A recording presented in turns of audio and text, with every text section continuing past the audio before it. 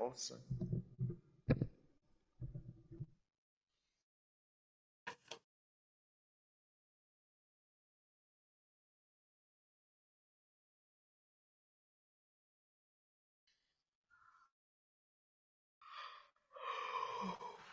Alright, are we live? I think we are live.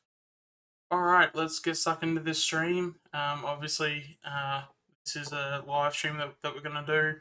We're going to talk about all of the off-season moves at the moment, updates, rumours to players that could be coming to Collingwood, could be leaving Collingwood.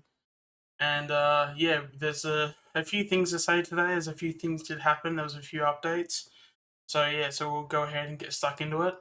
And yeah, so without further ado, I'll also introduce Kev as he's also on the stream here with me.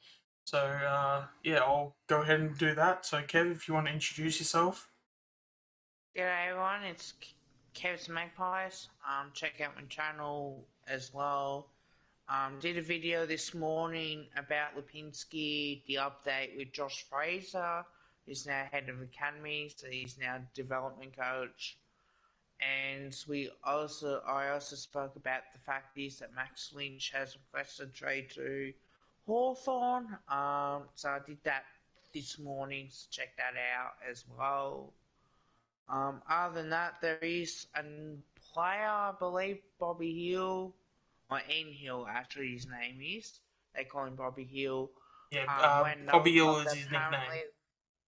Yeah, Bobby Hill is his nickname.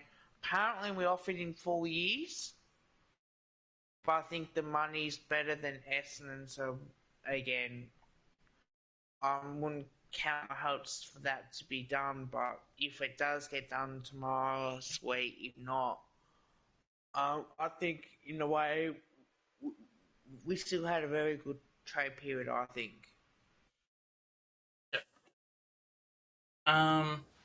Yeah. So yeah, with a lot of things that have been happening today, yeah, I guess we'll get stuck into a few things. One of the things I do want to get into as well is probably maybe the coaches. For those who are unaware, we have Josh Fraser has also come across, who was originally the VFL coach at Carlton last time I checked. So he's now. Do you remember what the role was? It was like He was the development boss. But I think his role's been a bit more. The academy boss. Yes. But they put him down as a development coach. Yes. Sort of type thing. So, my thoughts on it. I think that's a good move. I think bring someone like that back. Number 1 draft pick, I think it's 1999, I'm pretty sure. Great player for us, great servant, 200 games, played 18 more for the Gold Coast Suns. But was crucial to our grand finals that we've had. 2002, 2003. And he was the number 1 ruckman, I believe, a few times as well, with Steve McKee as a backup option as well. So, not bad from us at the moment. Yeah, because also as well, as I mentioned as well, he did have he did have a long stint of coaching the VFL Carlton team, so he definitely did have a couple of years as a coach fully. And for those who probably know him, well, obviously one of the things that they probably know him for is just how, I guess, overall how smart he is too. He's just overall IQ, football IQ as well too at that. He's just very good at like what he does. So to have someone of his skills and talents, it's going to be very good to obviously see him back at the club again. And yeah, like I think it's a fantastic assignment that we did. So I guess with that being said, I'm pretty sure that has confirmed all the coaches that we will have this season. So I don't think we will be getting any more. So do you want to do you have any thoughts on that, Kev, in terms of as an overall list? I don't know if you have the list in front of you or if you I've do got know. that on the phone somewhere. Yeah, Hang on, because I know I put on my social this morning. yeah. Because obviously, So we've yeah, got because obviously we Cra- know as yeah. So with Craig, obviously we know him. Craig is the senior coach. Yes. Justin Lepage is head of strategy and defensive coach. Yep. Brendan Bolton, director of coaching and stoppage coach. Hayden Skipworth is a forwards coach. Scott Selwood is a midfield coach. Josh Fraser, head of development and academy as well. Neville Jetta, a development coach. Ash Close is a development coach, and Craig Black, VFL and NDA head coach. Yep. Yeah. So I think all up, like it's a very solid sort of coaching panel for sure because you've got a lot of diverse people there. You know that have had AFL experience. I know Ash Close has played with us in the VFL for a few years. I'm not sure if he's still going around at this point, but you know he's definitely been there for a while and has definitely done a good job since he's been here. You got Hayden Skipworth, who I feel is a very underrated coach. I think prior to him being at Collingwood, he was at Essendon. Yeah. Um, and yeah, I just think he's very And former Adelaide player as well. I don't believe we have an Adelaide player. We do. Yeah, he used to play for him. What Sanderson you talking about? No, Hayden Skipworth. Oh, he used to play for Adelaide, did he? Yeah. Oh, okay, He yeah, used to be a small forward for him. okay. Well, yeah, well there you go. Then he's also got AFL experience as well on top of it too. So, so yeah, so when it comes to um, yeah, bringing in like all those like coaches and stuff, as I say, especially with Skipworth, who I feel is very underrated as a coach. He's definitely been around for a while. You know, Fraser, 100% as we he's mentioned, underrated.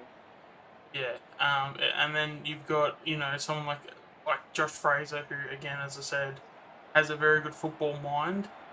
So to get him a part of Collingwood is also, in a sense, it's also very good because we've got a former player back as well too. So I guess for the nostalgia purposes, that obviously ticks a massive box.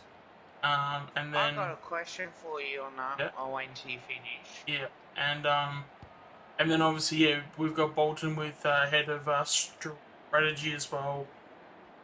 Obviously we know with Graham Wright, even though his name wasn't on there, but obviously we know he has a massive part when it comes to having players. So having his say with what the club does. Um, yeah, it's going to be very interesting in terms of where they go forward.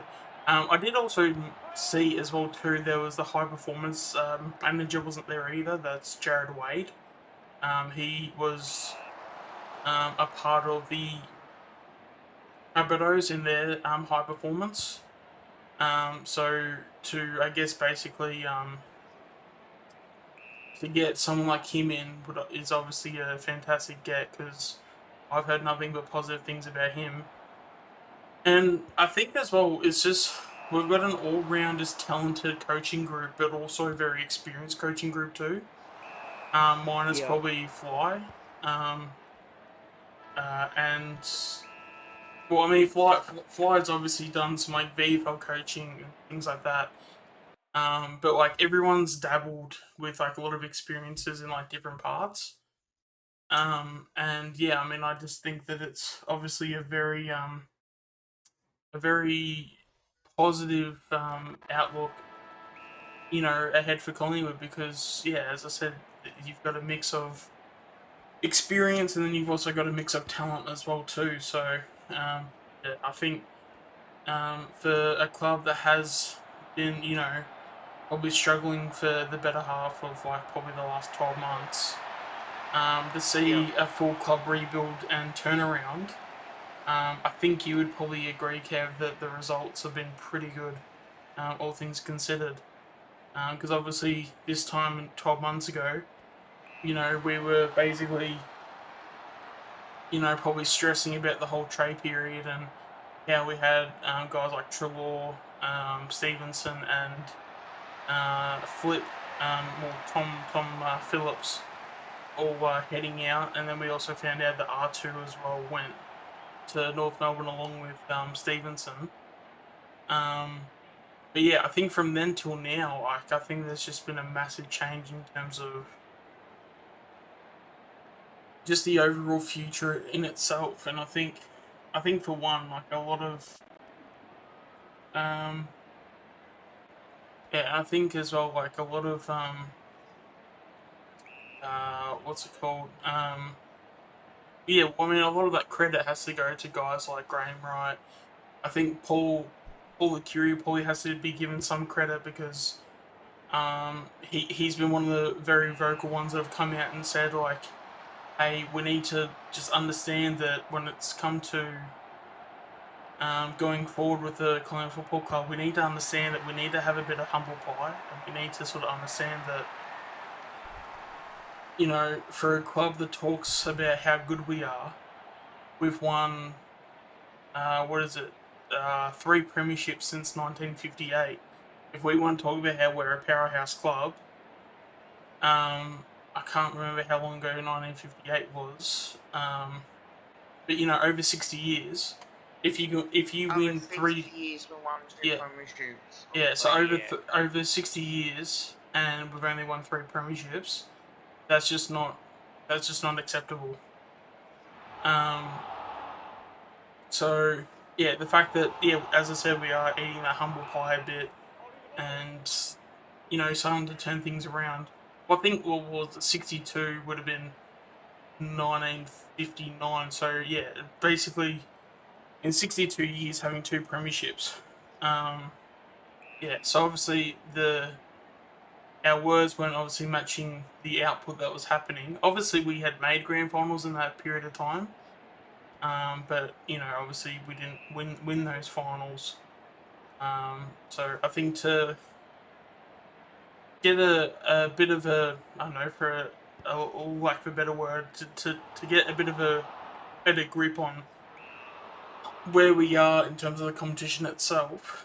I think the changes that we have made, at least in the last 12 months, I think have been extremely good. So, Kev, if you want to have any thoughts on that, or if you have any comments. Well, I do have a question. What do you think of bringing back ex-players? It's always a slippery slope. Because what you think you're going to get, it's very often the case that it never happens. So if you think,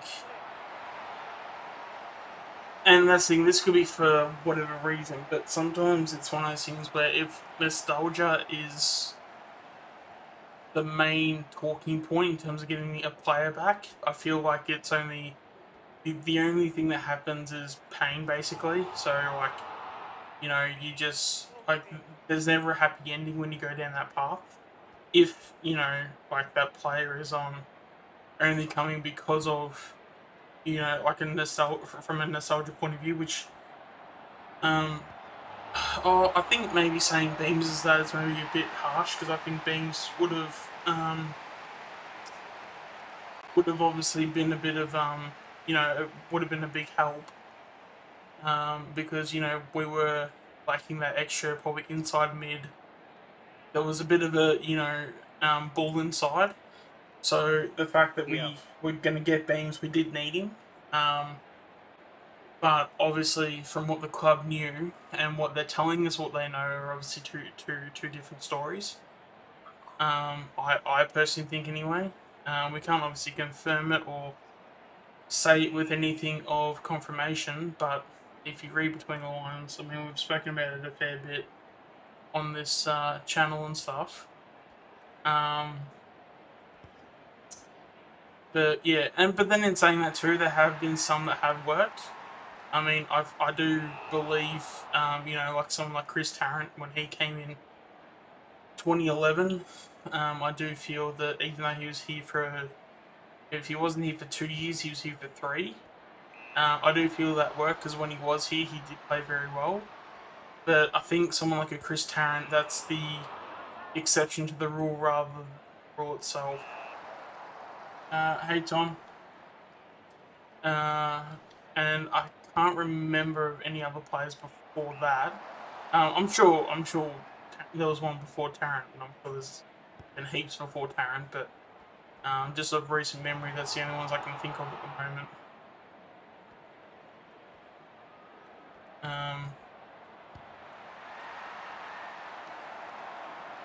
But yeah. So I guess we'll get stuck into what's probably gonna happen tomorrow. Hi Tom, how are you, man? So yeah, I think when it comes to our priority next year, I do know the fact that there's enough rumors going out there when it comes to the draft. After we get Dacos and Dib, our next priority will be getting that type of player. So getting in a key defender is probably going to be best. The only thing is that if we do get a key defender, we're going to be getting him around for a pick around in the mid 40s or 50s. So he won't be obviously like a first round pick or anything, but he'll at least be something to back up Moore and Roughhead. I personally wouldn't be against even trialing someone like an Aiden Begg down back either. He could potentially be very good down there because I think I've said this a few times too. I've always been of the belief that if you ever watch Aiden Begg play, he actually moves a lot like Moore. So I think the characteristics that Aiden Begg has, Darcy Moore has. Like, he basically takes his game from Darcy Moore, just in terms of his mentality, the way he moves. So I could see him slotting into that back line, even be a replacement for Moore if Moore goes down. And then I think with Roughhead, because Roughhead's a very sort of, he's basically what I call like a statue type defender, where he's very solid in like a one-on-one contest, but he's not very athletic around the ground. So he's kind of like similar to how I guess Darcy Cameron would be up forward, where because he's like a statue. It's very you're not gonna, if you're relying on him to have a bit of ground ball work as him to be a good player. That's not what he does. So, but I think with Begg, I think Begg's ground ball work is actually not too bad. My only concern, if there is one, would be how would he go against an AFL standard player as a contest, as a one-on-one contest. Would he win a contest if he did that? And if he does he do it often enough to where he can beat an opponent? And I guess that's the question he'll have to answer in pre-season when he builds up. Yeah, so I think obviously for us, we're going to have to find out what we're going to do with Lynch. I would imagine my gut is telling me we're probably going to get him for a third round pick, whether if it's current or future. I'm not too sure. Unless if we're going to be getting unless if what's it called? Yeah, so unless if there's like player trades or anything like that. There was one option, and I don't know if you guys saw it on my Twitter or not. There was one option, even though I don't think it would go down because I don't think there would be enough value. But one of the things I wouldn't mind doing, and it might mean we might have to give away a future third, I personally would actually really like the idea if we went out and got so obviously with Lynch going to Hawthorn, if we do Lynch and a future third round pick, I actually wouldn't mind picking up O'Meara and Jack Gunston. I just feel like with a lot of the kids that we have, yes, they may not fit the age profile, but I feel like especially with Jack Gunston with his grand final experiences, I feel the kids will definitely be able to get something out of it. So he'll obviously be able to give them a whole heap of advice, and it'll just be an overall positive experience. I feel like Mira is a very good option too, because when it comes to O'Meara, if you've ever seen his highlights, personally, like at first, I would have said, I definitely said no to O'Meara, but I've actually, I personally haven't been looking at O'Meara for the last probably 2, maybe 3 years. So I did watch his highlights, and personally, every time I saw him play, like he was like very, very good. He's also very tough when he has the ball. So you could have him as an inside mid, play him in the center, so he could be similar to a Taylor Adams. But the thing that makes me want to play him in the center is that not only does he obviously have the ability to win the tough ball, but he can also his disposal by foot is actually very clean. So you can also so he's probably got the toughness of a Taylor Adams, but then he's also got the poise and kicking efficiency to someone like a Sidebottom.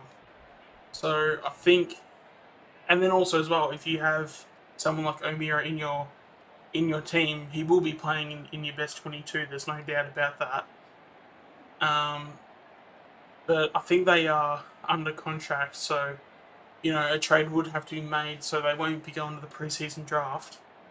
But yeah, so if you guys want to have your thoughts down on that, if you think those two players could have an impact, I'd love to know.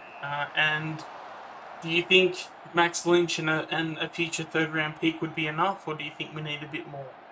Personally, I think we need a bit more, but we just don't. We don't really have anything that's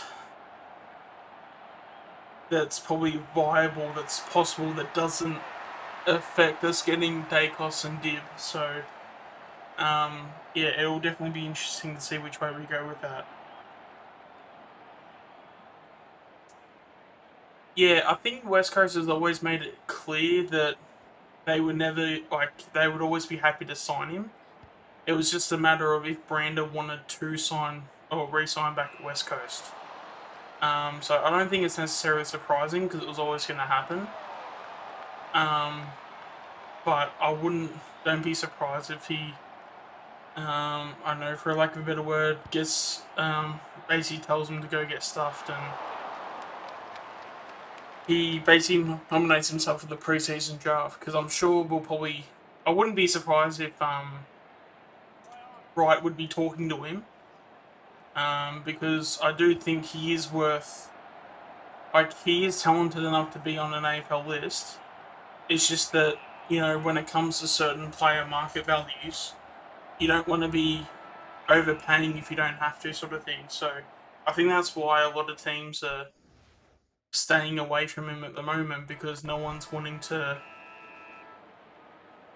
pay for him. So they're either too scared to take the risk, or they think they can just get a more cheaper option down the line. And as he's uncontracted, if he doesn't sign, he can then take his talents to the preseason draft, and we can potentially pick him up at pick 2. So, and then again, I guess North can also do the same thing as well. And I mean, that may happen as well too.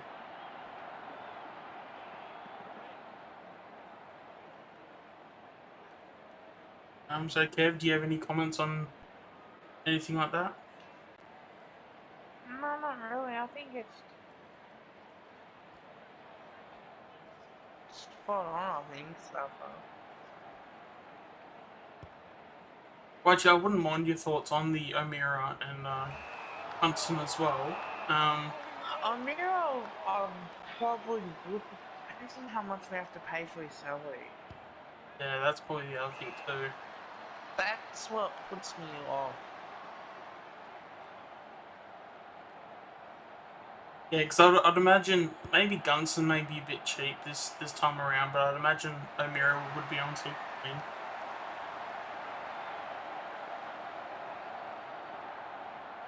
Yeah, that's the other thing, Tom.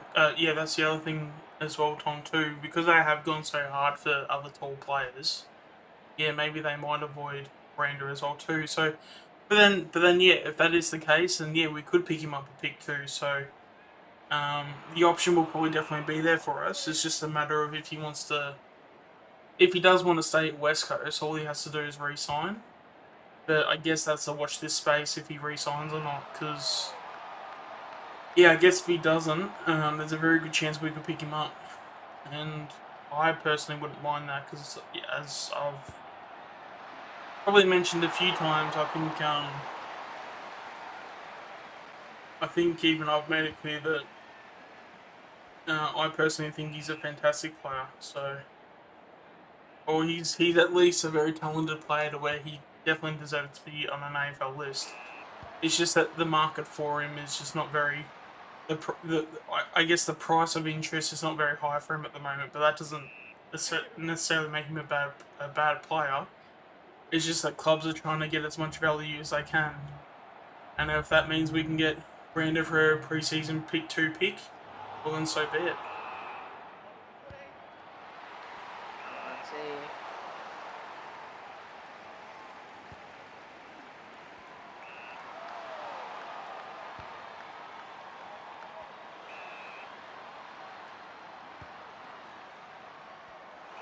But yeah, I think when it comes to the draft too, there has been a lot of people that have mentioned that yeah, after we do get Dacos and Dib, we are going to go after a key defender. So hopefully, we have a pick somewhere in the 40s. That's what I would hope that we have after Dacos and Dib. But there's every chance it could either be somewhere around the 40s or maybe even somewhere in the 50s. But yeah, hopefully someone can, or a player can drop to that pick, and we can essentially pick that player up. But I'm sure with the track record that someone like Graham Wright has had, I think Derek Hine as well. People are starting to forget who Derek Hine is as well too. He is very good at what he does. So I think having Derek Hine a part of that process too. Don't sleep on him because he definitely does a very good job as.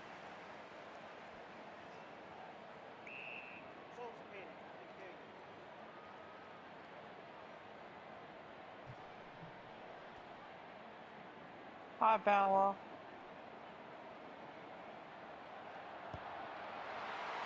AJ. There we go.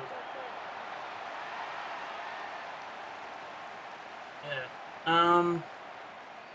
And then the other thing too, I guess, in terms of an update, is that we definitely are interested in Bobby Hill. We've definitely spoken to his management. So if Giants aren't able to find a suitable trade for Hill, Graham Wright has definitely said that there is very serious interest when it comes to Hill. So how that would work out, I'm not too sure. But yeah, in terms of getting Hill, it definitely won't be from a lack of interest from all the people that I've heard speak about the map. So.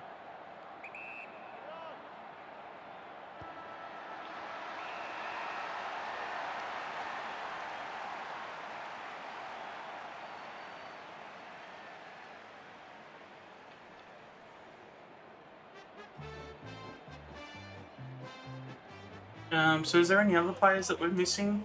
Beth? I don't think so.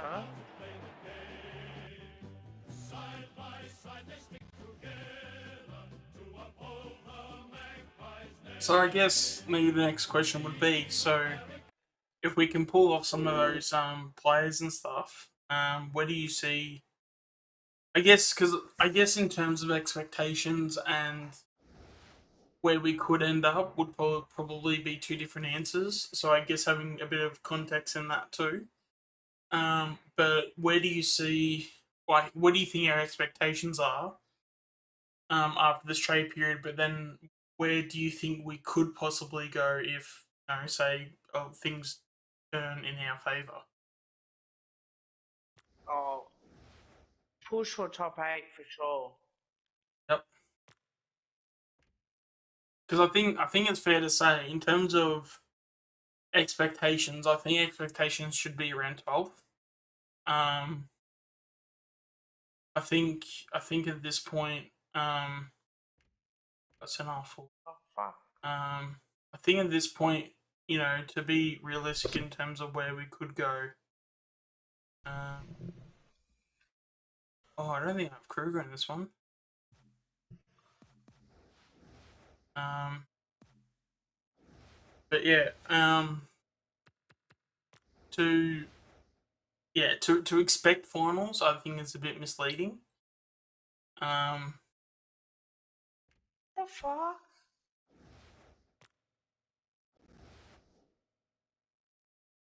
but in saying that, I think we should be pretty good in terms of um, results and output. I think because yeah, I can if we definitely have a good run with injuries and we don't have many players injured, I can definitely see us making the 8. Um, but then also, yeah, we need to figure out if there's any more players coming in.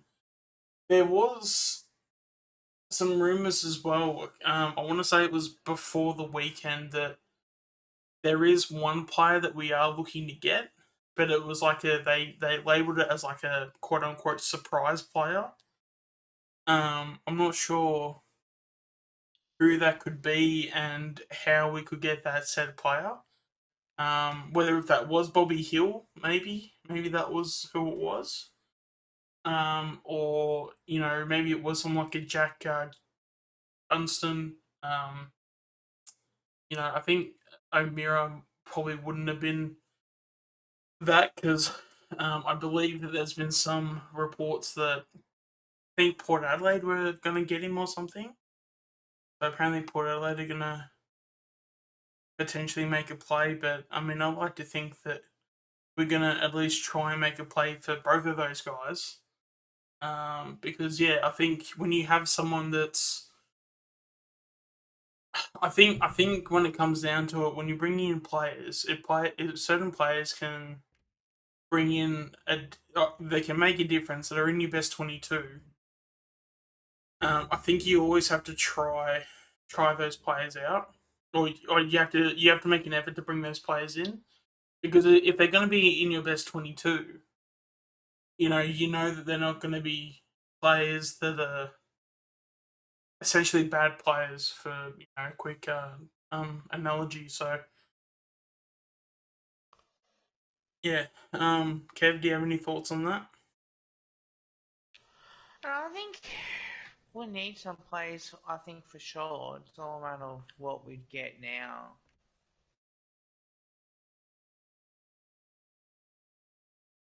Realistically, because I don't know if there's any other player that will come to us really. Um, could be wrong. I mean, probably maybe no players of significant. I mean, obviously Lipinski is massive. Like, don't get me wrong, but like,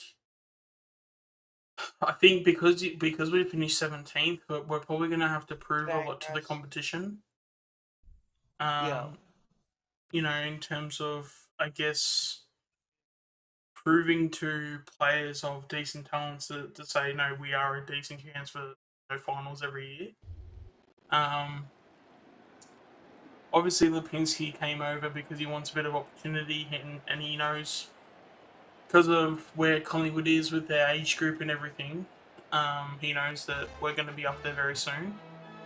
Um, so it's just a matter of making sure we obviously capitalize on every game that we play. But then, yeah, like to, if we can make, at least finals, at least that advertises very well to other players wanting to leave clubs and trying to choose a club. Because especially as well being Collingwood, I mean, it is very enticing to come to Collingwood if we are, going to make finals every year. But that's the thing, we got to make finals and we got to put our performances, in front of us to, entice other players to come to us.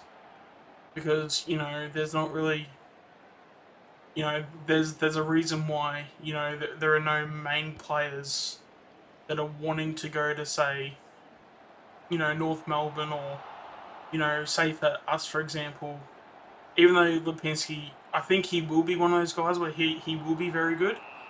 But in terms of a big name player, it's, you don't want to go to a bottom four side because even though everything's all new, it's still, there's no certainty that from the outside looking in, there's no certainty that everything's going to get done.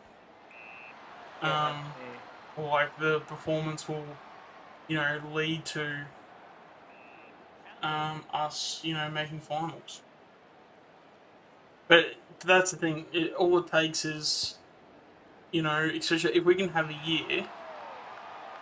I mean, not that I think that we should be maybe talking this far, but hypothetically, if we could have a year where if we make top four, as long as we win one finals or one game of finals, then that means that we go straight into the prelim. If we make top four. So if we're doing things like that, that'll at least, that can then kickstart the interest from certain players of being like, hey, all these kids are young and they made a prelim. If I come into the side with my talents, I can then push them to a prelim, to a grand final. They then get another guy that's just as good as me. You're starting to get the ball rolling. And that's the thing, players and I guess essentially owners, they're not stupid. Like, they know that Collingwood is the type of side to, not be down for long. But you do need to see it before you put your chips down, so to speak. I mean, do you have any opinions on that specifically, Kev? I think we have to be a team that we got to be fighting for finals contention. Like,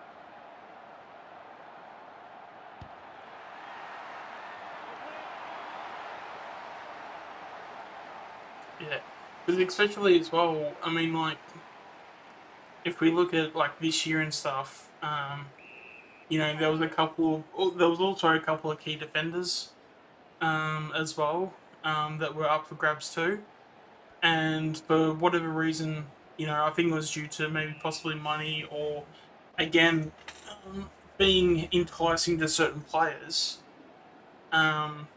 Being bottom four is not very enticing for someone to come into. So I think when it comes to it, in 12 months' time, and we have a bit more of a, like, yeah, as I said, if we finish, as long as we finish, or as long as we don't finish below 12th, we should definitely have, a bit of a good standing with, as a bit of a good standing when it comes to, the club's name to people around the league. So yeah, I mean, I think that's, yeah.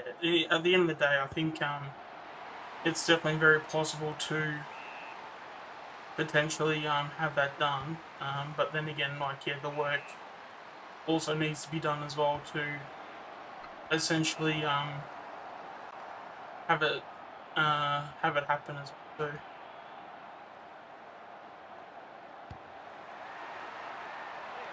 So if there's any other questions in the chat you guys want to ask, please feel free to say whatever you need to say in terms of questions, as we're more than happy to answer them. It was just, and then also as well too. I mean, except for probably the Fraser appointment and small updates from Lynch.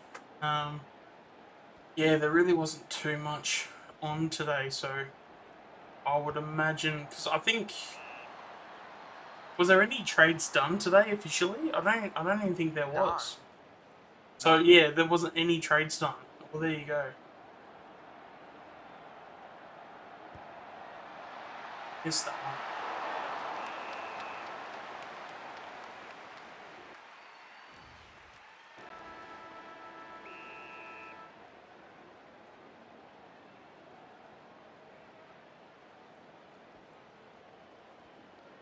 But no, I think the O'Meara acquisition and the Jack Gunson acquisition would be amazing because players like that that have the poise and class that they do have. Um, it's not the easiest thing to pick up players like that, and especially with Jack having the finals experience. I'm sure for the younger kids, they'll probably take a lot out of that than anybody. Um,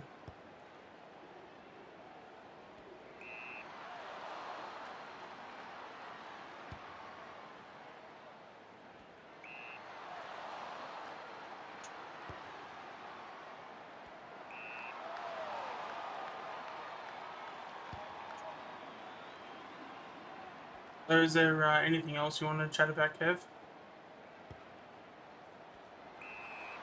Which deal you think will get done first? Deal. Yeah. Well, it seems in terms of what's been talked about the most, because normally, so far in terms of this trade period, it's whatever gets talked about the most or what was last spoken about. That's what they're currently working on. I find so far. So I think in saying that, I think the Lynch deal will be the next one done, at least for Collingwood. Um, but yeah, it's going to be interesting to see where it all happens because there's just going to be utter chaos. Because I mean, I think it was what last year there was. I mean, a lot of deals happened with about with I think with like 3-4 hours to go. I think there was at least like maybe half a dozen trades that happened. So I think maybe the same thing's probably going to happen too. So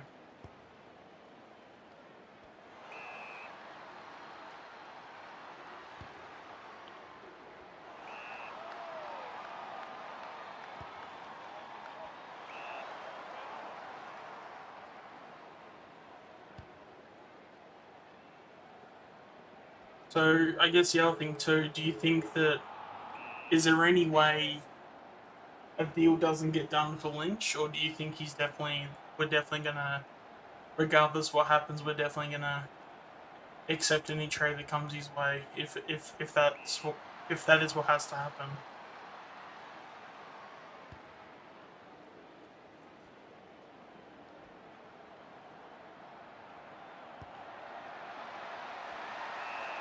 Uh, shouldn't have played on. Kev, you there? Yeah, I'm there. Yeah. I'm just.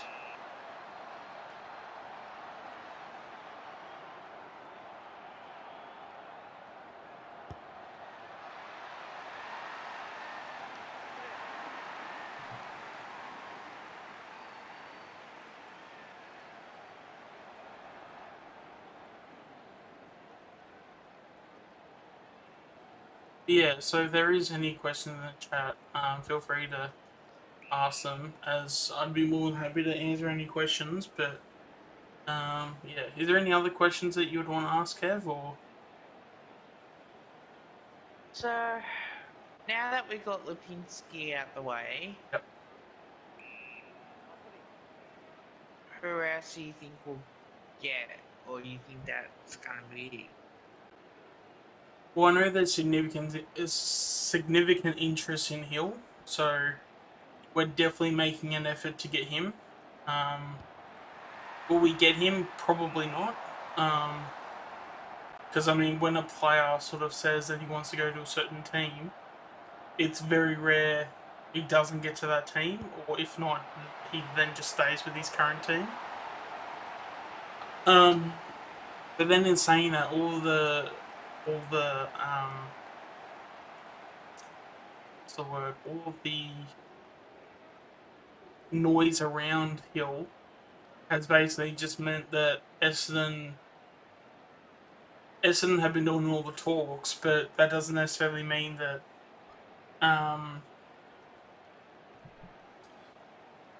that doesn't it because Collingwood have spoken to him. They've spoken to him after the fact that he said that he wanted to go to Essendon and then had Essendon as his destination club. So if he wants to go there, we're definitely going to encourage it, and we're definitely going to make it happen. But I think that's the problem, is that I think because he's already nominated Essendon, it's probably going to be very hard for him to turn around and then tell Essendon no and us yes. So I think that's where we're at when it comes to Hill coming to Collingwood. So,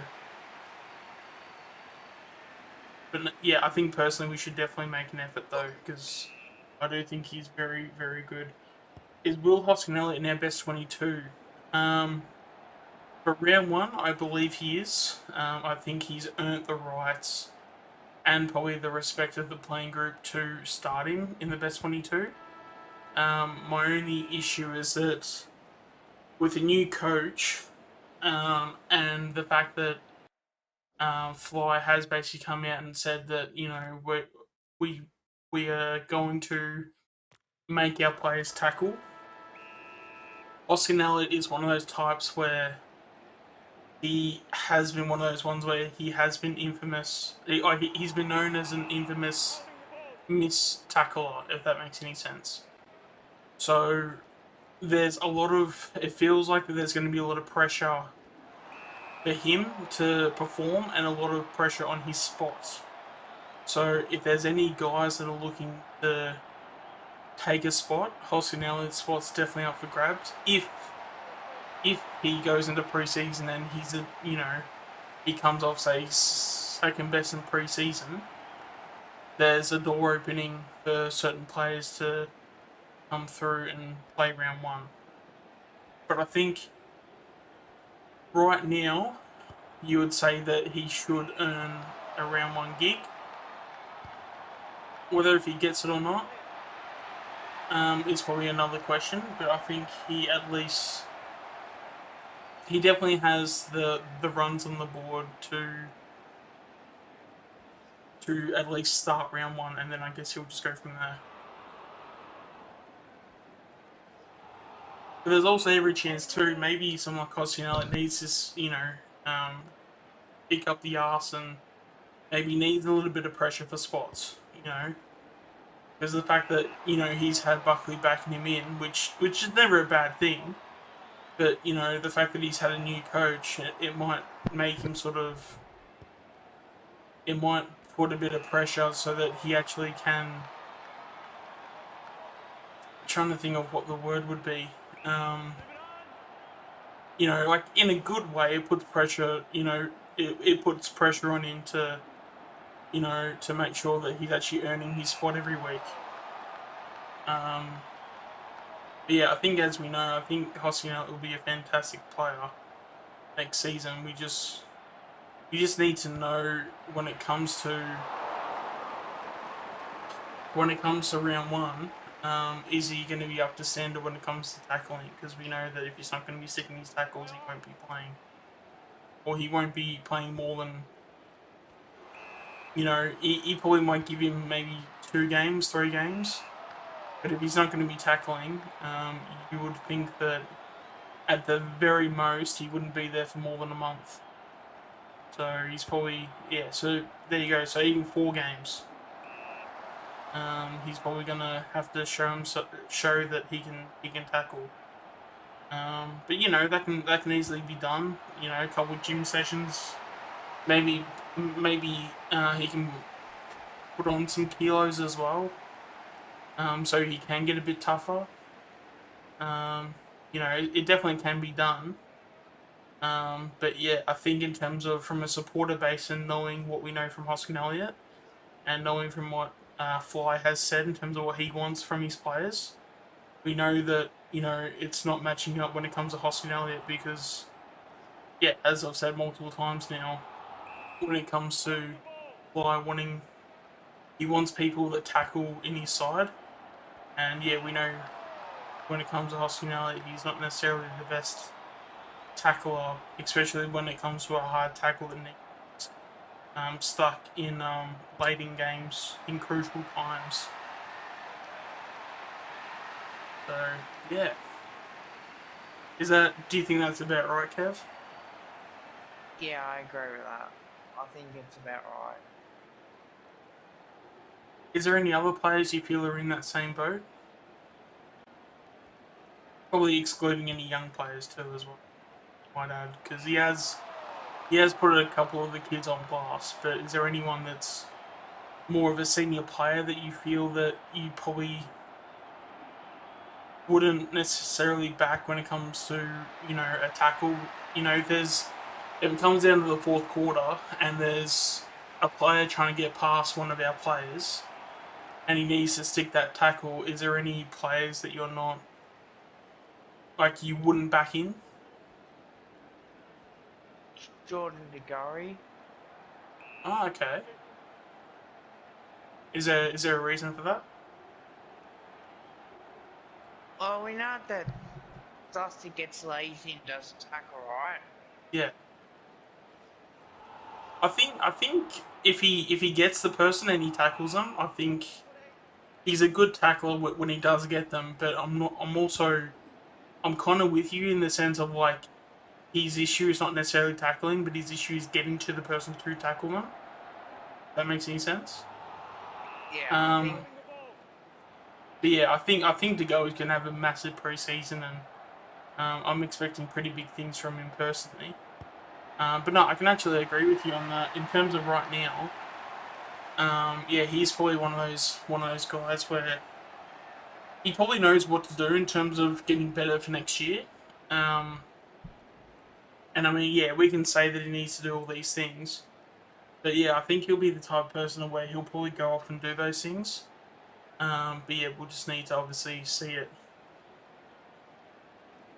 and yeah, yeah, we'll obviously just need to see it from him on game day.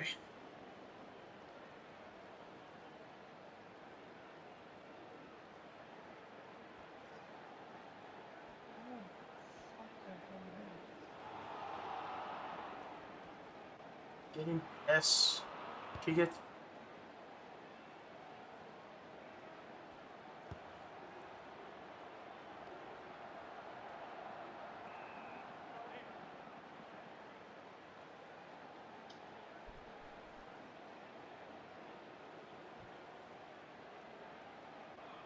Four people in the chat. Oh, there is. There was actually two people about not even like 30 seconds ago. So we've obviously gained two viewers in the last 30 seconds. Thanks everyone for tuning into the stream as well too. Really appreciate the love and support I've been getting over the last few weeks. The last stream we had yesterday was massive. I believe we were just a couple of views short of 50 views. Which is obviously for my standards is fantastic. So yeah, just gotta if you guys are happy to continue supporting the stream, would be greatly appreciated. I would greatly appreciate that.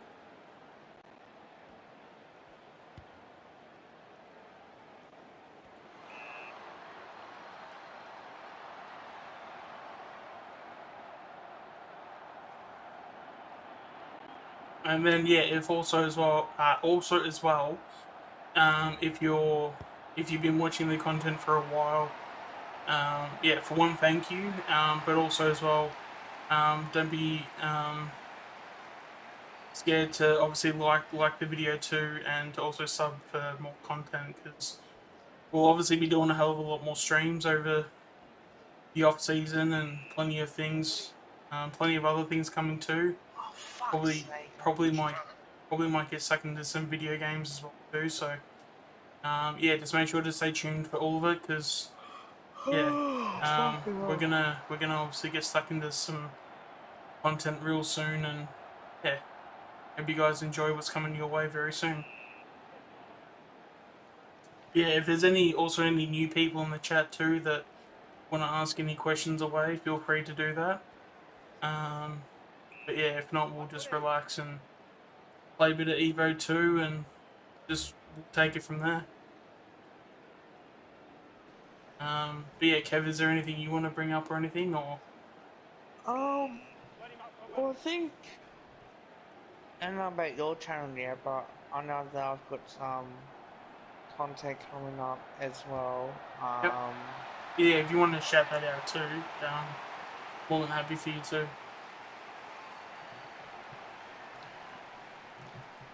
Just trying to figure out how I'm gonna say this.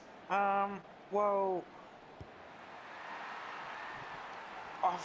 I'm still gonna do the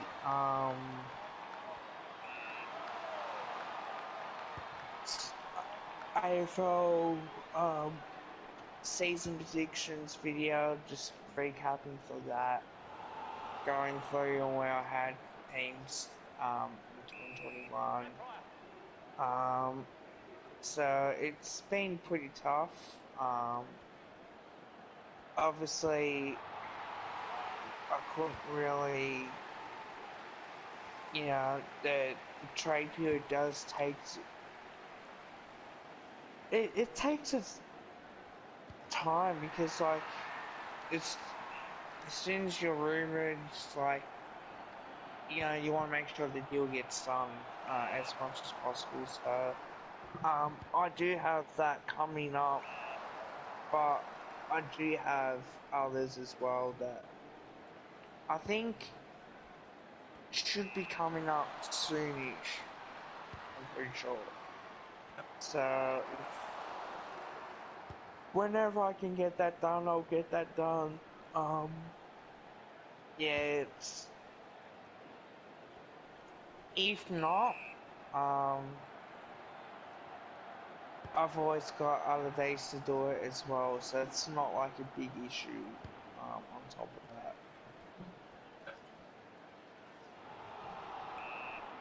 And it's so hard to get content out, guys. You don't know what it's like to try and get content, and when you're heavily involved in YouTube and all the rest, it's a bit of a challenge. You can say that. Yeah, but I think also as well, yeah, make sure to stay tuned for. I know, at least for me, I'll try and get some videos out, at least discussing the trade period and what's expected for the draft coming up too. Because I mean, it's obvious with what we know with obviously Dacos and Dib, but maybe just talking a little bit about what we probably need. Other than that, when it comes to getting the best list possible, and yeah, and then obviously picking a best 22 as well. I think I'll try and get a video on that soon as well too, and getting essentially my thoughts on who's probably earned a best 22 spot and who hasn't, for which reasons. So yeah, make sure you stay tuned for all that stuff as well.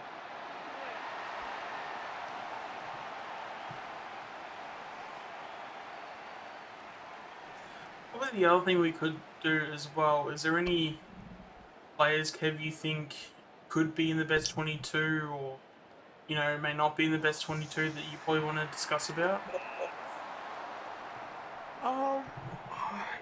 Is Poulter in your best 22? Right now, with no injuries, I say that Poulter isn't in my best 22. I think he plays VFL.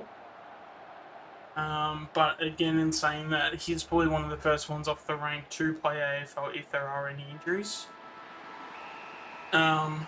I feel we could probably also even get into where he plays his best footy because I think that's an interesting topic as well too.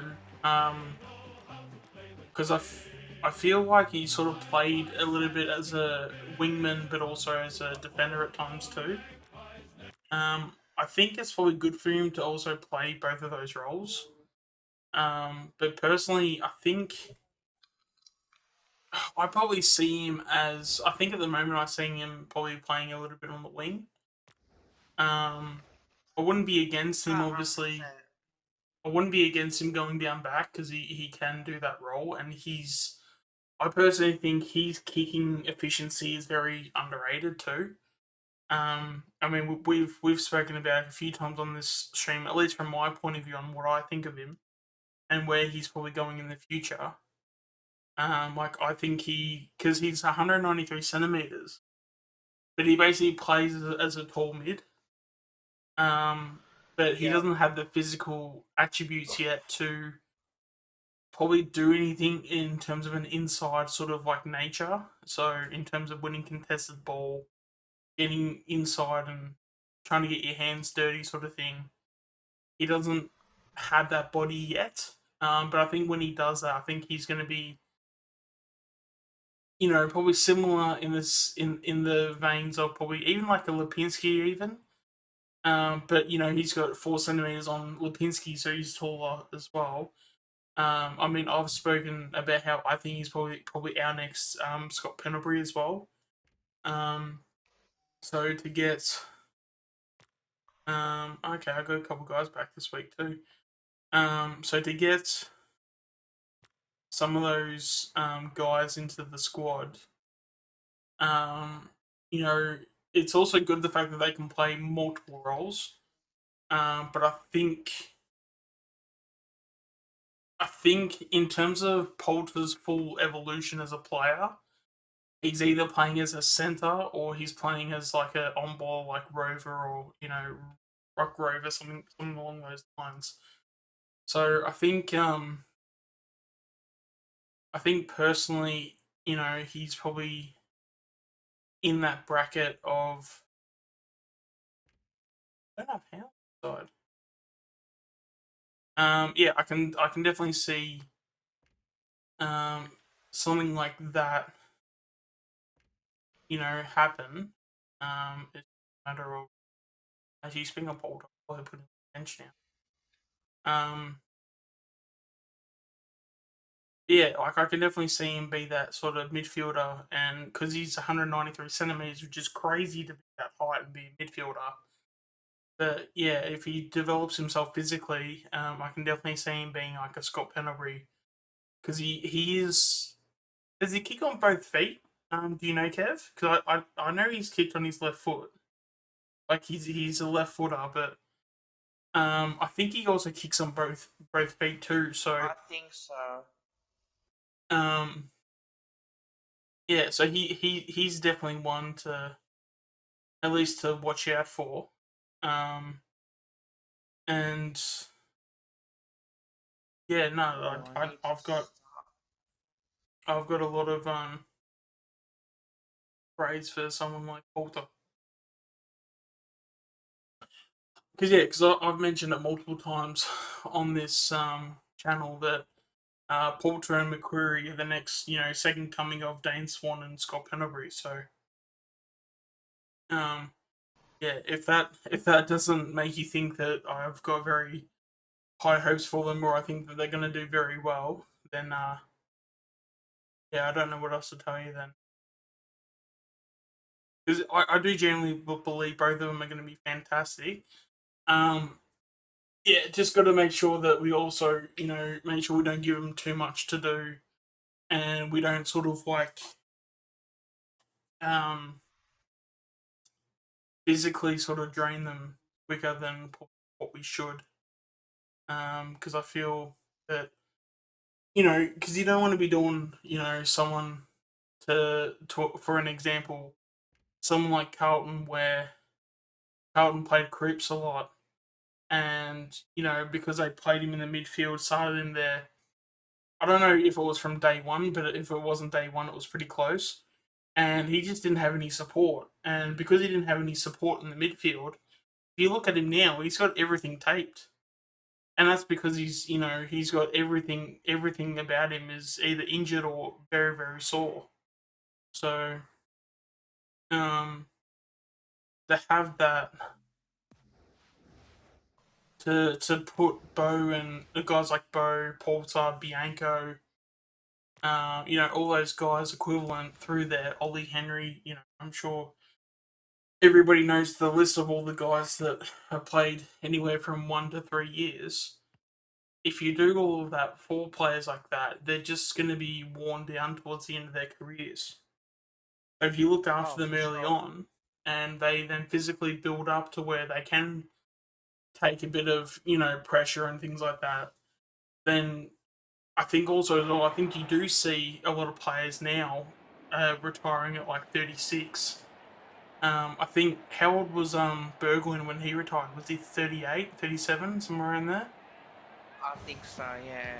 Yeah, so if we can do that for some of the players and sort of look after them early on, and then semi look up, because I mean at the end of the day, you're not going to fully protect them the whole entire careers, but at least like delay the um um inevitable as much as you can. So if you can go off and do that, then that goes a long way in terms of yeah. So if you can if you go and do that, that then what's it called? Like goes a long way in terms of at least getting a bit of longevity out of your players because they're not getting crunched in a tackle week in week out. And then you get surprised when they retire at 29 and go, well, how come you retired that young? Like, well, you chucked him in the midfield where you had absolutely no support whatsoever. That's why.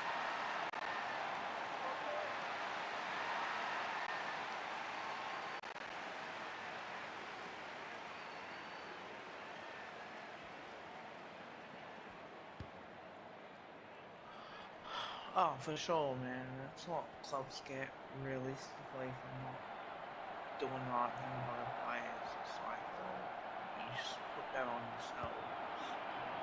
Mm.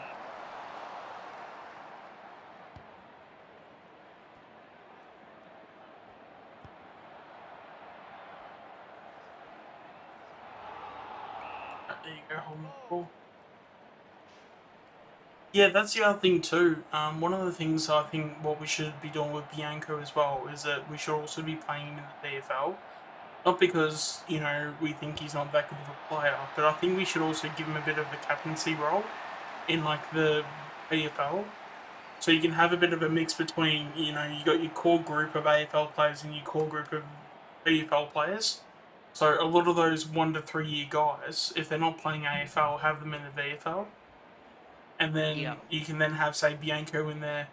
It's probably going to be a bit difficult for someone like Arju to, because he'll be the official captain.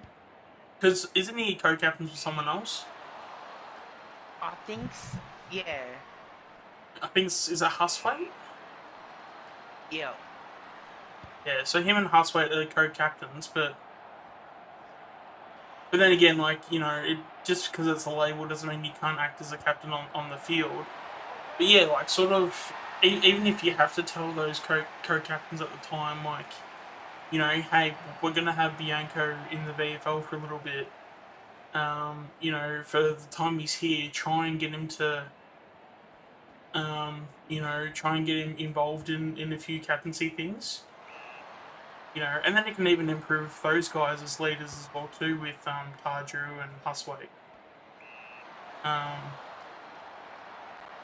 so I think that's also another thing that we can also do for Bianco's development too, because God, Bianco's another player as well too. I think that's actually the other thing too. As much as we talk about, I've spoken about how Porter and McCreary are next one and Pendles.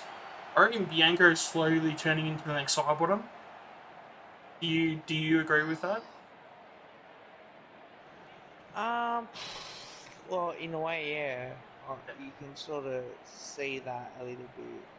Do you know? Do you Um, know how tall Sidebottom is and how tall Bianco is? If they're roughly the same height. I'm not 100% sure.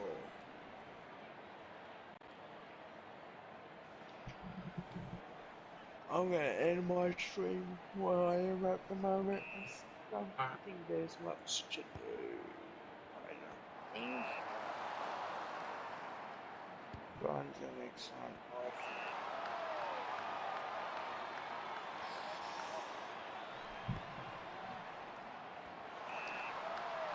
Oh,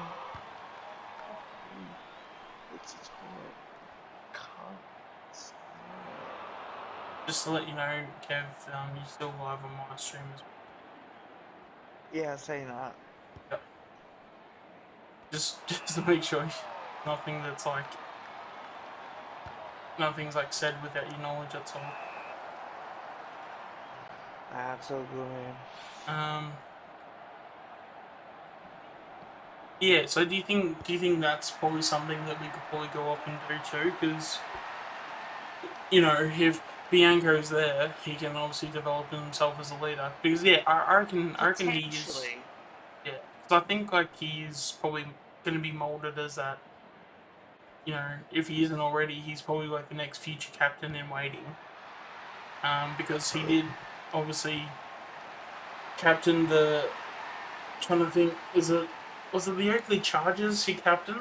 I think And it so. was, if it wasn't the Oakley Chargers, it would have been like Big Metro or Country or something like that. And like, but yeah, it was like that year where they had like all those really good players where you had like Matt Rowell and Noah Anderson and I'm sure there might be others in the chat that could name a few others, but it was like a really good team. Like,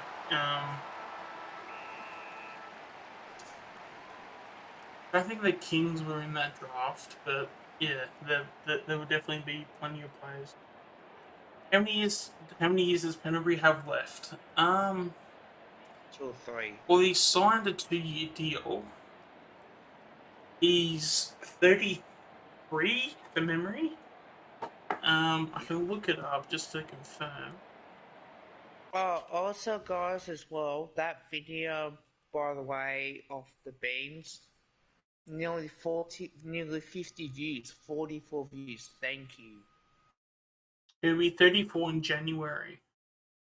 And So 58 for the emergency video as well. he'll be 34 in January. So yeah, that's coming up. So he's turning 34 then. Yeah, you think he's got at least 2 years?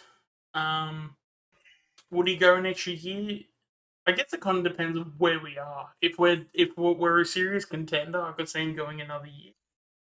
But I wouldn't. It wouldn't surprise me in the slightest if he's like missing as well. But if he retires then too. Just quickly Can looking I up ask Sidebottom. Yep. you a question? Yep. Is it time now that Pendlebury hangs over the reins as captain? Yes. Yep. Definitely. I 100% agree with that. I think Yes, I that's think he what should be should giving have it up, happened. and I think it should be going to Darcy Moore. So Sidebottom is Yeah. 194 centimeters, and if I look at Bianco, How many does he have left? Sidebottom. How old is he he's now? going to be 31 in January, so 3 years. You could probably say he's got 3 years, but I mean Sidebottom could go to 36 as well too. So that then makes him what 6 years. Nice. Bianco is 188. Really? Do I stream on YouTube or do I stream on the other one? Bianco is 188 centimeters. I don't know. I would never have guessed that. I would have said he would have been like 180, 182, but no, he's 188. According to the Collingwood website, he's 188 centimeters. Yeah, there's actually a lot of there was actually a lot of decent Collingwood people that came from the Oakley Chargers. And yeah, Ugle Hagen. Yeah, but he didn't come. He wasn't there the year that Yanko was there, though. I don't think he was. His draft was last year, wasn't it? Hugo Hagen? Yeah, because he was the #1 pick last year. Yeah, that's Yeah, right. I think so. Um,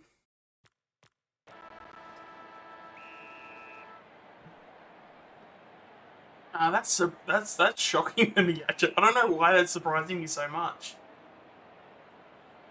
He's 188 centimeters. Is that surprising to you, Kev? No, not really. I guess He because looks about 189. yeah, because he's got what 4 centimeters on Pendlebury then. Sorry, At least. not Pendlebury. Sidebottom.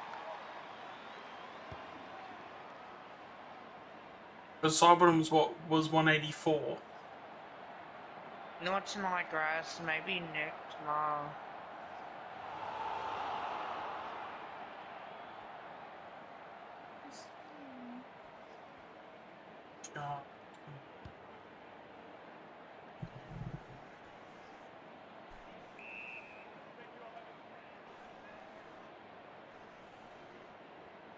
Have you finished your stream, Kev?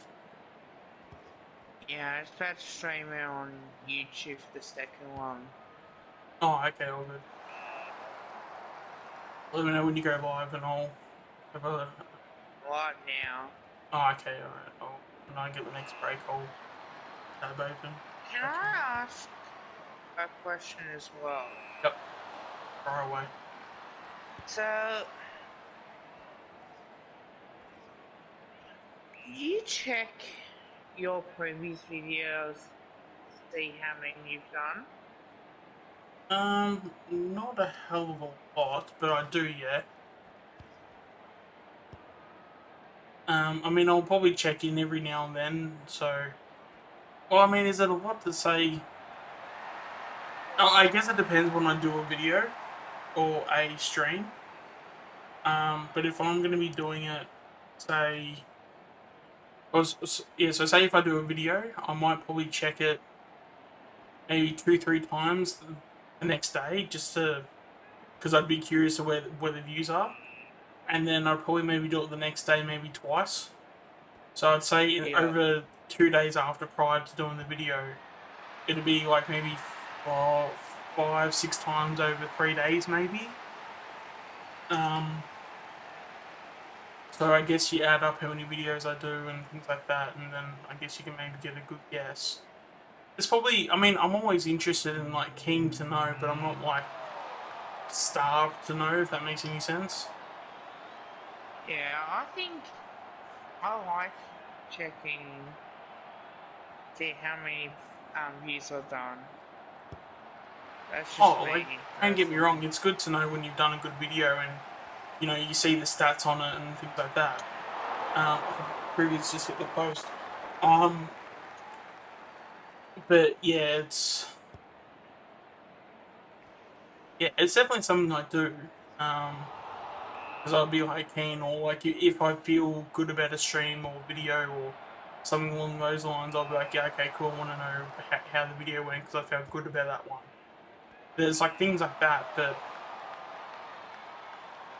I guess because I'm always pretty, laid back with those types of things. Yeah. So as long as I roughly know what I'm doing, and I guess because I'm early on into this comeback still, I feel, because I've only been back for what 3 months now. There's no sense of like, there's no pressure for me to perform, so I'm just sort of chilling and just doing my own thing.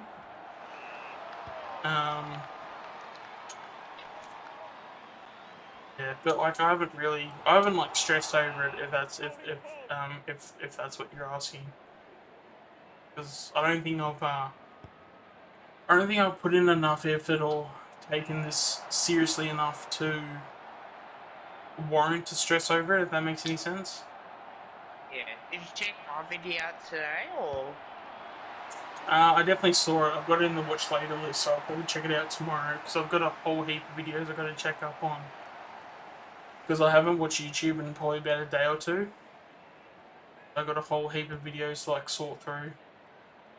It takes a while. But I'll definitely get Yeah. onto it like I always do.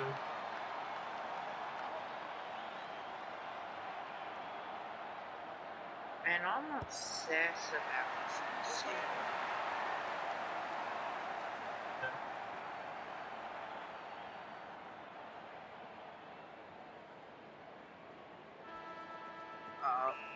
Yeah, Sure. just as a, I mean, I don't know if you want to take this as like some advice or anything like that. Just when it comes to certain numbers, try not to be like too hung up over it, sort of thing. Because if you do, Yep. like, if you have a bad week, you can always turn it around the week. So try not to Sorry, man. get too over. What's the word? Like, because even when you do that, you can also burn yourself out that way too. So if Yeah. you have a bit, especially yeah, and if you But like she go, did really well, man. I mean, in terms of my comeback in the last 3 months, I've definitely been happy with how I've gone because I think in the last 2 weeks I've gained something like 10 subs or something. So yeah, for someone that hasn't taken it too seriously, yeah, I'm personally happy with my numbers, but I'm not really looking to explode onto the website or explode onto the scene sort of thing. I just want to come in, chill, play some video games, I love talk to do some. that, like explode, to grow myself as big as possible. That's just me. Uh, yeah, like it's just at the end of the day, it's we've all got our journey on YouTube to do or go about this in the way that we want to go about it. We just got to make sure that when we are on this journey, we just have fun and enjoy ourselves, and whatever happens, happens. But yeah, just know that it is a journey, and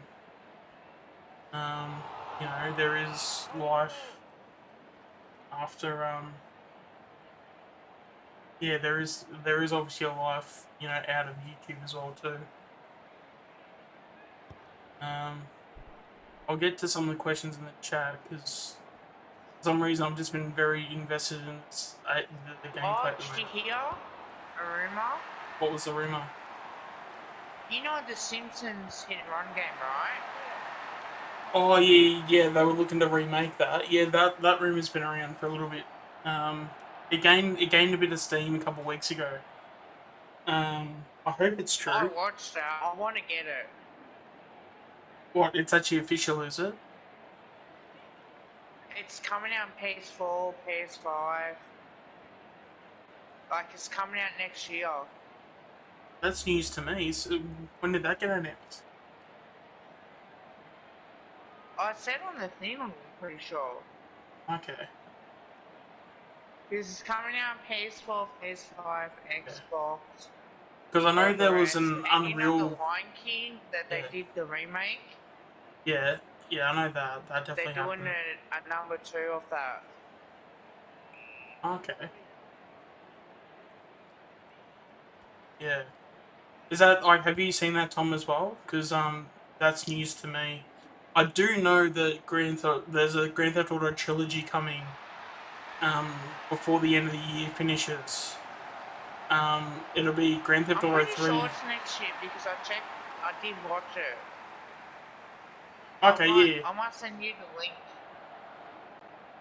I'll quickly Because I just do, check. I want to get it because I used to love watching that, playing that game. Yeah. Um. Hang on, where did I see it?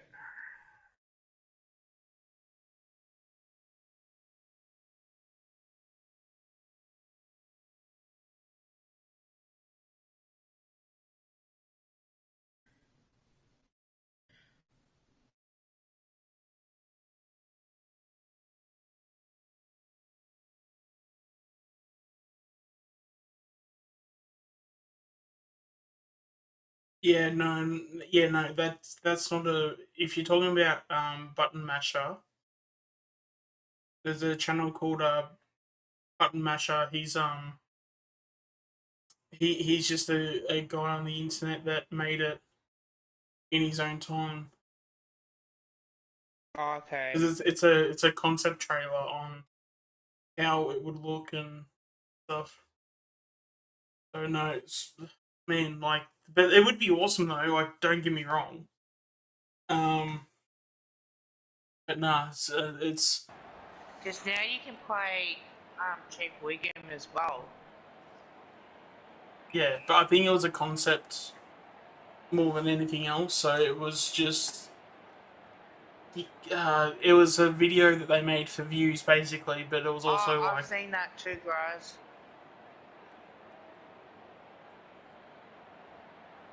but no, I'd love for it to be true because even though EA have turned around and they're starting to do more remasters, they will probably do the same for yeah, they probably will do the same when it comes to what's it called, the Simpsons Hidden Run as well. Yes, But I same think as here. I well, want to see what they do differently now. but I think as well, there's probably a lot of like licensing issues as well too. Because I think, is it Disney that has the rights? Because it used to be Fox, but then Disney bought Fox. I think they're on Disney, aren't they now? So I guess it'd be up to Disney if they want to remake it, because they now own the IP to it.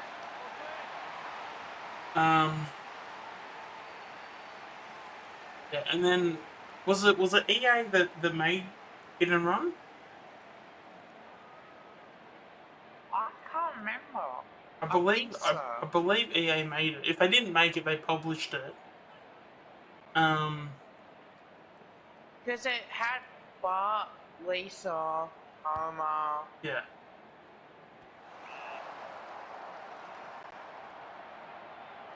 yeah. You could practically play as anybody in the.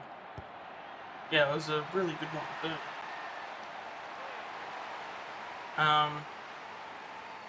Actually, you know what? I would personally say if we don't get it next year in terms of its announcement, I'd expect it the year after.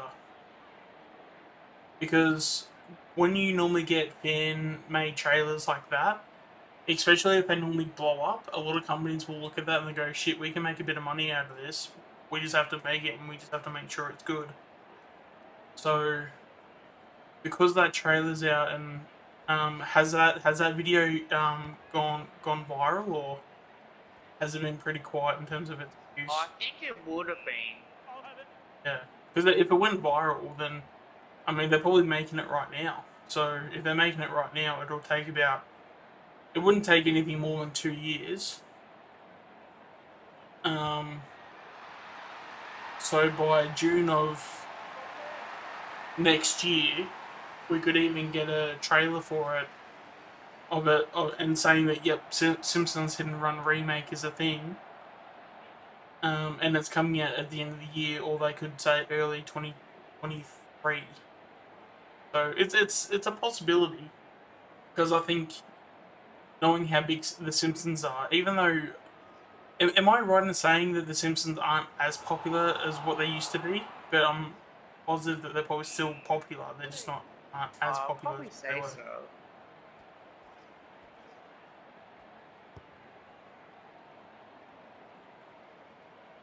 But no, EA is slowly but surely starting to realize the benefits of having remakes.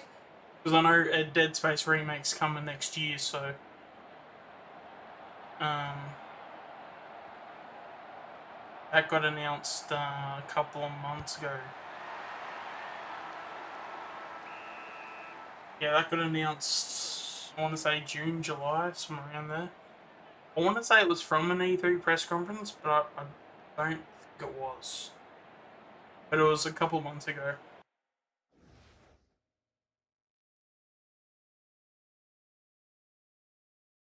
Yeah, there's also the career mode for Cricket 22 as well.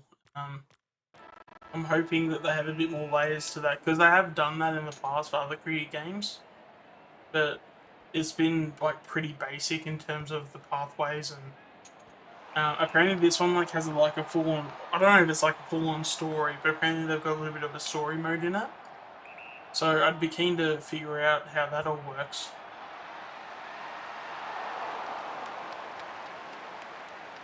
I think so, I'm sure. That was fun back in the day too. What's that? The Simpsons game. Yeah, for sure. But that was on PC. You couldn't play bloody anywhere No, it else. was on PS2. PS2 and original Xbox. Oh, was it? Yeah. I had on there.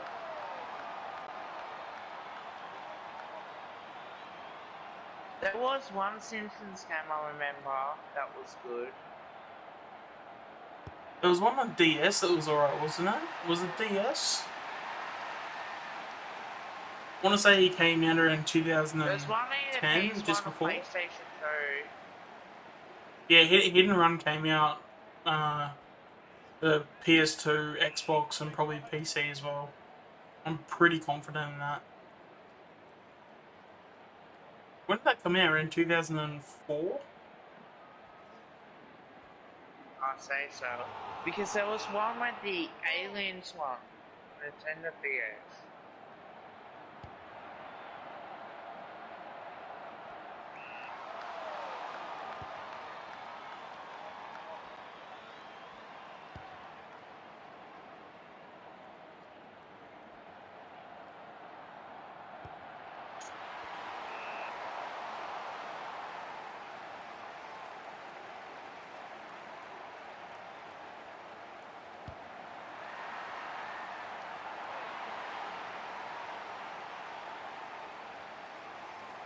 Yeah, I'm pretty sure that was their audience, Tom. I think that was the market they were trying to get, which is smart. From a marketing point of view, you obviously want to get the most popular brand, and then because that was obviously Grand Theft Auto, you get a popular brand, but then also make it to where it was G rated or PG rated. You can also then not only get really good sales because it's a really popular product, but it's like trying to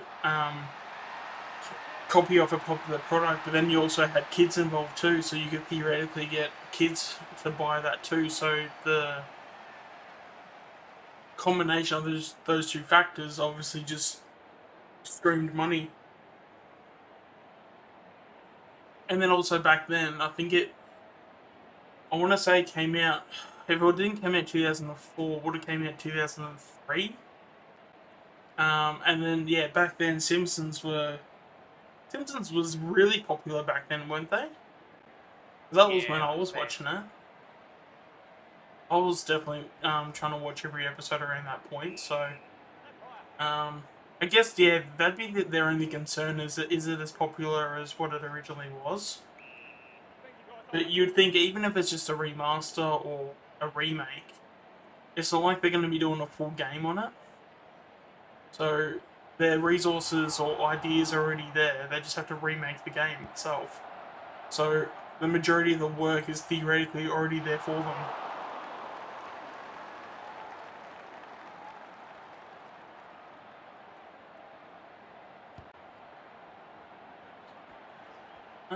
Probably. I'd imagine it wouldn't be for a while yet. Do we know how old Matt Groening is? If he's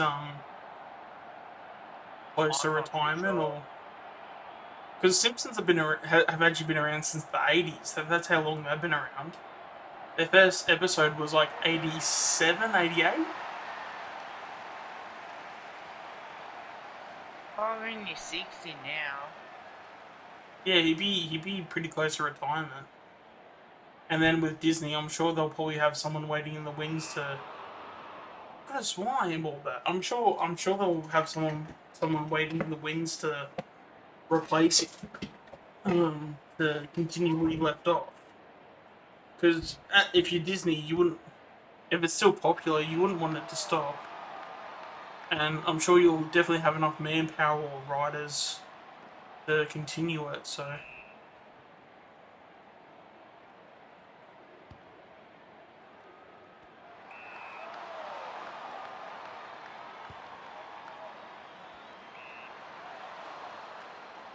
Yeah, I think especially if you were a '90s kid, even to a certain extent an '80s kid too. It's probably at least even like back then there was a lot of reasons to watch and enjoy The Simpsons. You probably even said the early 2000s kids even probably watched a fair bit of Simpsons themselves too. Because it was massively popular for at least 10, 15 years, if not 20. It's only been like maybe the last uh, maybe 10 years it was slowly declining, but I mean that'd only be a guess. But at least the last 5 years it hasn't been popular.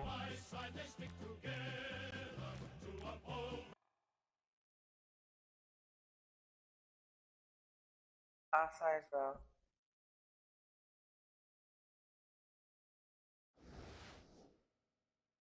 Oh, 33 points. Killing it.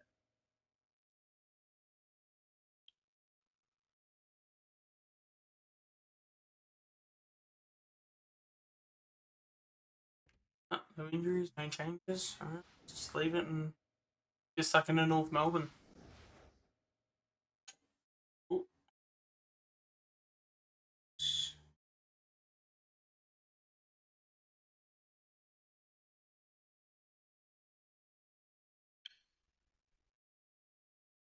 Well, there you go. Apparently, Piosaurus reckons that there's no chance Michael Gibbons is going to come to Collingwood.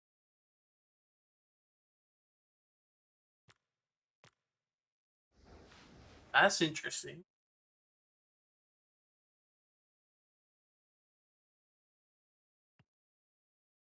Maybe, maybe they're just so keen on Hill, and I think that Hill's a possibility that we're probably not even thinking of him. I guess. Well, Well, I think GTA 5 will be significant. Like no, slight is it slightly? Yeah, slightly different on PS5 in terms of features. Um, yeah, pretty much. Especially from a graphics point of view, you can't get much better. Was the PS4 version and Xbox versions were they 60 frames? Because if they weren't, they'll I'm not definitely be on sure. PS5 and Series X. No, I'm pretty sure they were. I think that was one of the advertising points. So, um, it'll probably be 4K. It'll probably be like a flat out 4K version. On both consoles. So there's that. And then I'm sure they'll have some level of like HDR as well with it too, and maybe even a little bit of ray tracing. So, but it is coming out. What was it? It was going to come out. I think they said early 2022. Yeah, I'm extending that.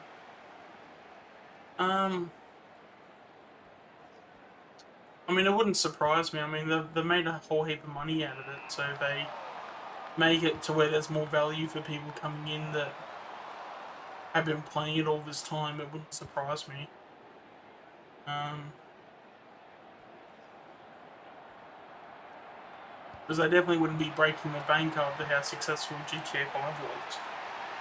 I mean, there was a report that came out just by microtransactions alone. I think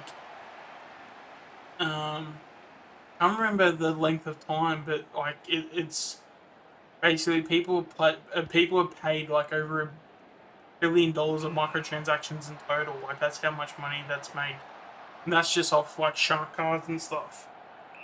So if you can imagine that, Okay. you can also imagine how far or how much money that Grand Theft Auto has made over the years. Because I think it's sold. Is it how much is it up? I think it's up to 140 million copies now, which is ridiculous. I'd say so. Yeah.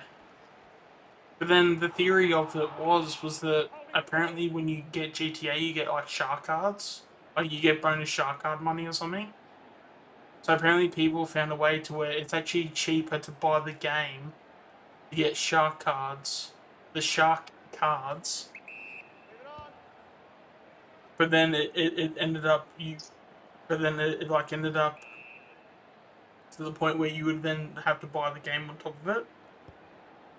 So the copies that they would get from it wasn't necessarily a new fan coming into it. It was more the fact that there was a player that wanted shark cards, but because they bundled it with the game itself and there was value.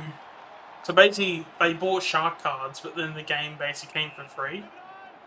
But you still paid like say $80 or whatever it was.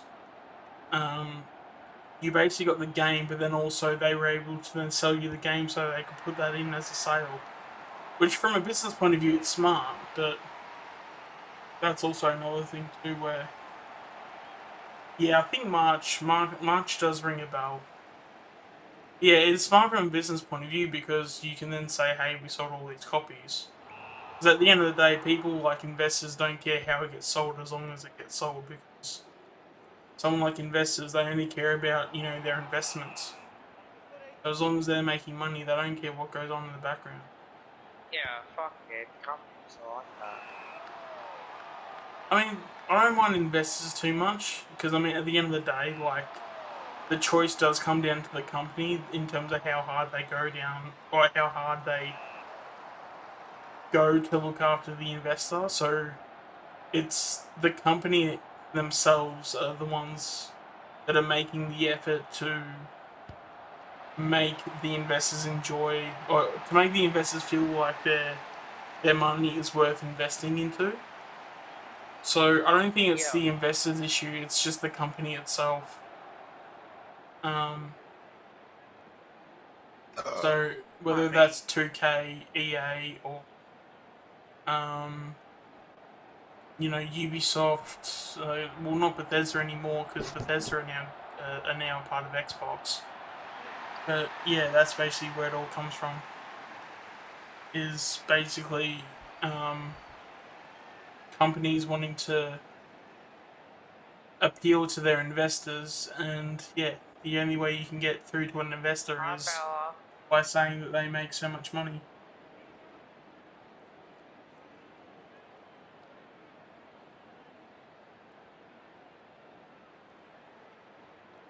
Is that why my viewers are going up and down? Because everyone's going back and forth between myself and you. Because I've been Think going so. back and forth from like four to two viewers. Have you been noticing that from your end as well? Yeah, I've had like 1 and 2.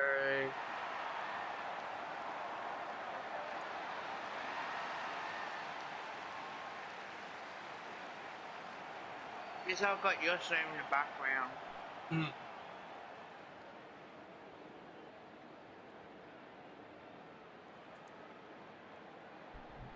Oh yeah, that also I just checked out Graz's link as well too. That's so when it says concept, that means it's not real. Oh, what a thing, yeah. Yeah. So, no. So That's with fake. yeah, the Lion King game that Graz had in the stream, because it's a concept. It's just a fan made trailer basically. So it was a trailer that was made by a fan.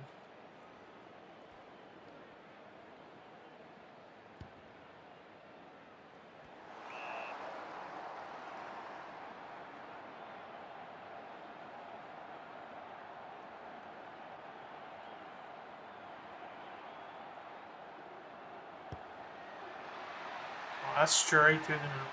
If they are, that would be good. What if they are real? If they are making it, it'll be interesting to see how they're gonna do it. Yeah. There is already. They did remake there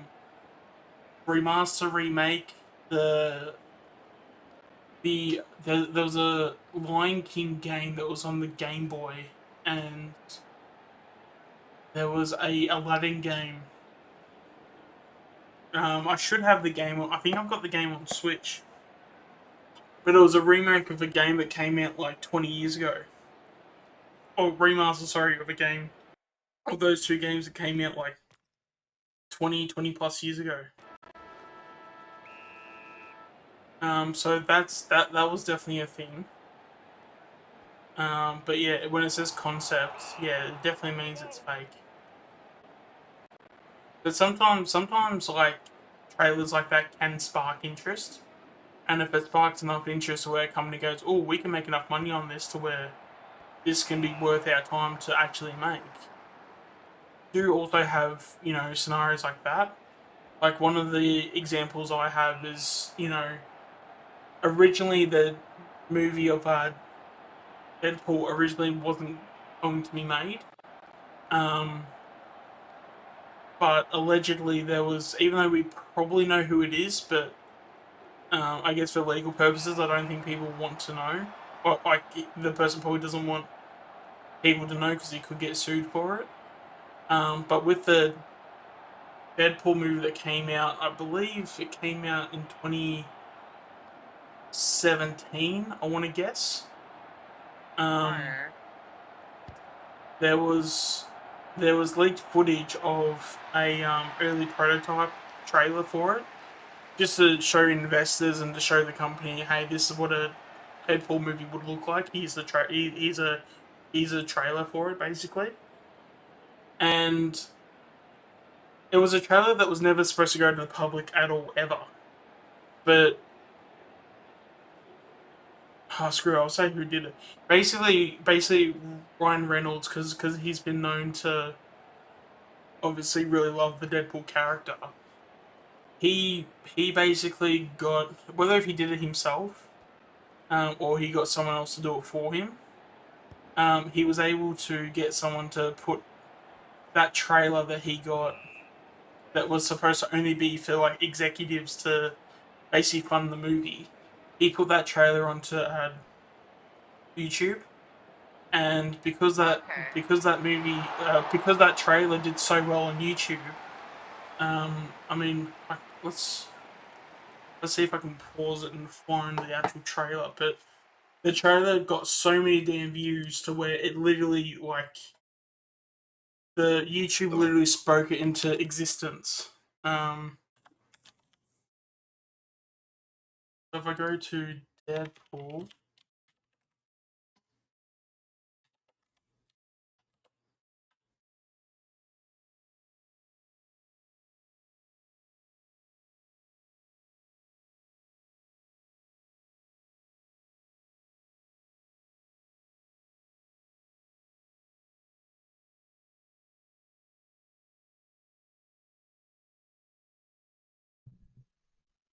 I mean the official trailer got 12 million, but the concept footage it was, I think it was more than that. So because that trailer blew up massively, yeah, we were able to, like, it was a sign for the company that was going to fund the whole project to go, oh shit, there's so much interest here, let's actually have a crack at it. And then they did the movie, and it was obviously a massive success. Um, yeah, we ended up getting a Deadpool movie out of it. But if it wasn't for Ryan Reynolds or whoever Ryan Reynolds gave the footage to put it on online, we never would have had that movie or the sequel to it either, which was just as good.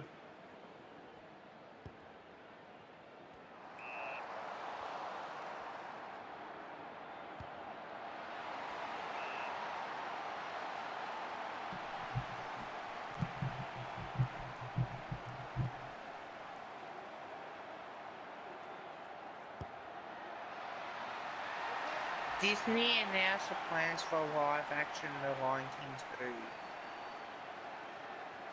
So it's actually real. Are you talking about the game or the movie? The That sounds movie. like it's the movie.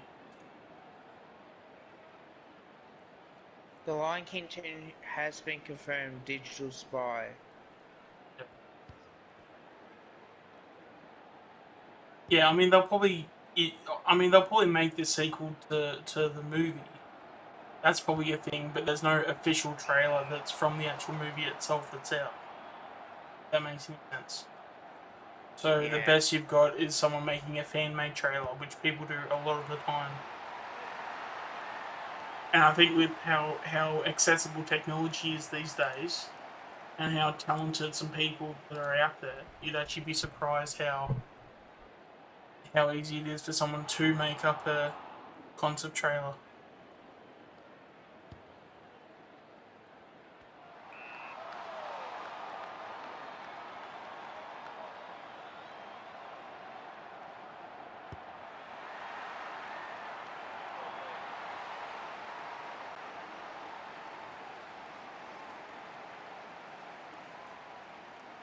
But that's also the other thing too.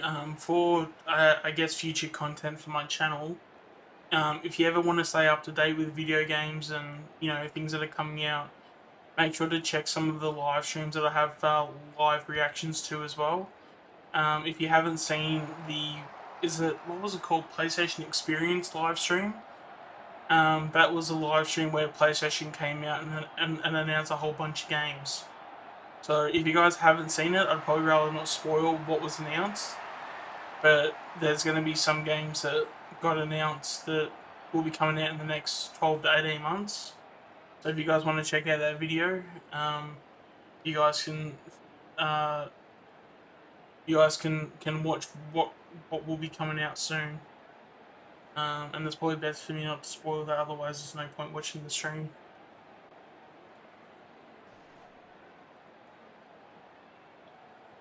Because I know Kev's watched it, because I think you were definitely in the chat with me. Yeah, I've watched it. Yeah, because without saying what the games were, Kev. The games that were announced were pretty good, and they were pretty exciting for you to find out. Yeah, I did see that. Yeah, Yeah, it was good. yeah. So, but like, you were surprised with some of the games that got announced.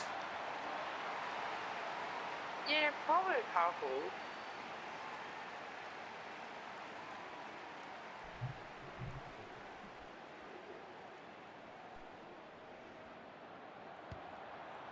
Like Kruger in the goal spare. No, easy goal. That brings up 100 too. He's not even half time yet.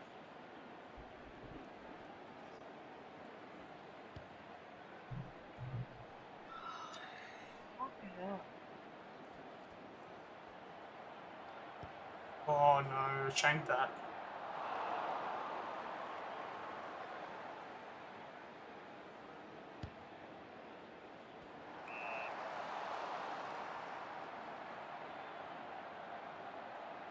Yeah, if there's also any other video ideas you want me to have a go at too, please let me know in the chat, or even just in any videos I do in the future.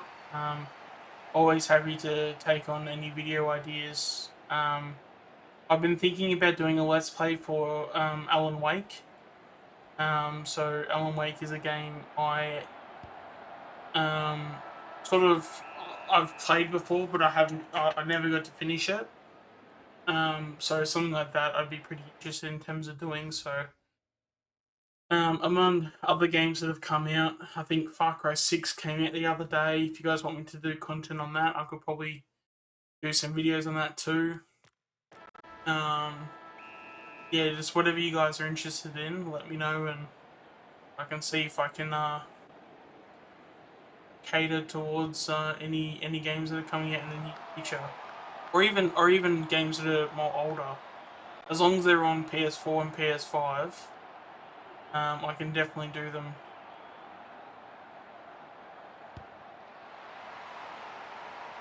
Anything older than that, then I have to start getting like emulators out or something.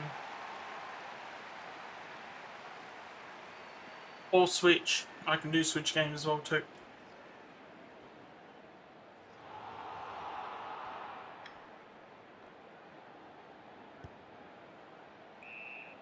Oh, I was going to be a goal too.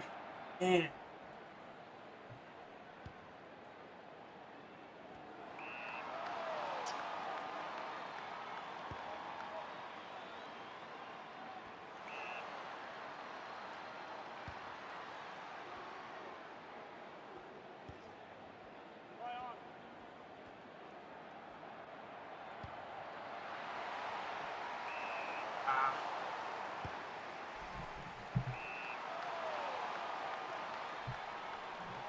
Oh yeah, there was also Kenna, Bridge of Spirits, if you want to do a Let's Play on that too, happy to do that as well. Yeah, just... yeah, just let me know if there's any games you want me to check out, or at least give an opinion on. Happy to do that, even if it's a review, first impressions. If there's any or any games or movies you guys are excited for me to watch or do, or to go and see at some point, if there's a trailer, if you want me to react to it, can do that too. TV shows, I'm sure there'll be plenty of Marvel and Star Wars stuff I'm a big fan of, so yeah, just let me know in the comments or just at any point if you guys want to see that content.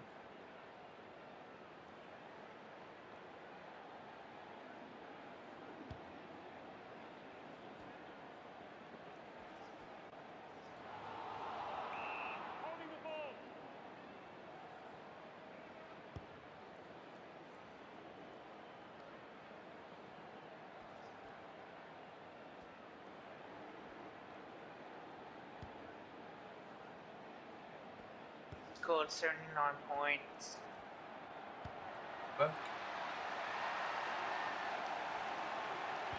Well, just before 3/4 time.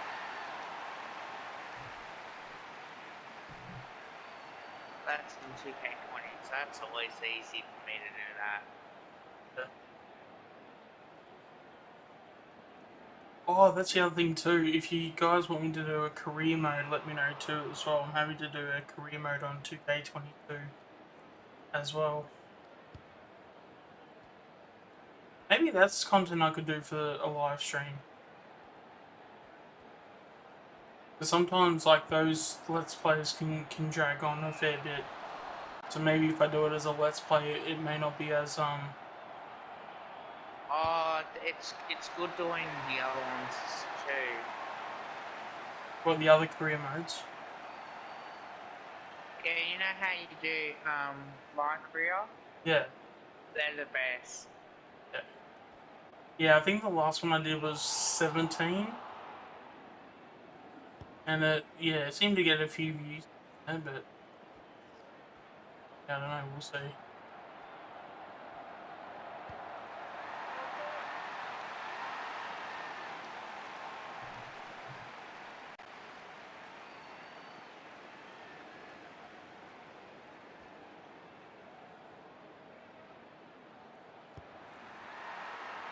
Oh, for 85. Oh yes, Kruger. How many has he got? He's got 11 Kruger. Get around the kid. Is there any thoughts you want to have on Kruger at this point? Like your expectations, or do you see him more as a full forward or centre half forward, or what's your overall thoughts on Kruger as he's about to line up for 12?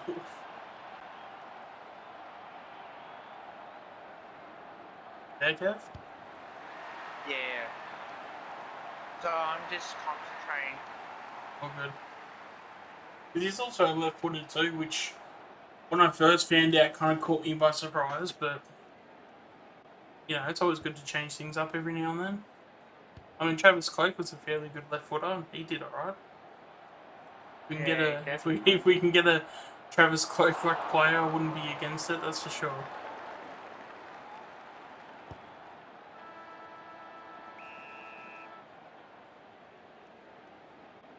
Are you able to take over the stream for about 2 minutes as I go off and do something real quick?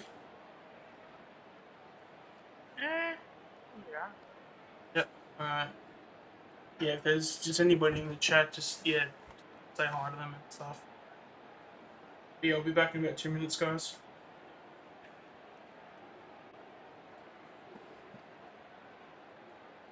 Hi guys, this is Kev's Magpies here.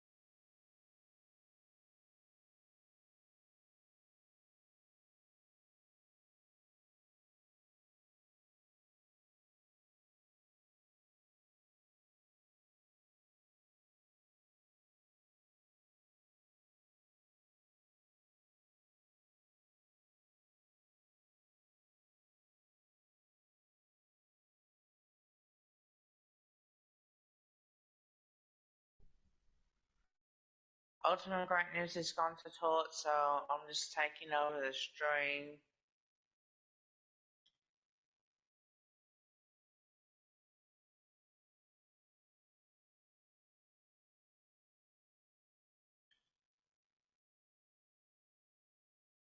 So just be patient, guys.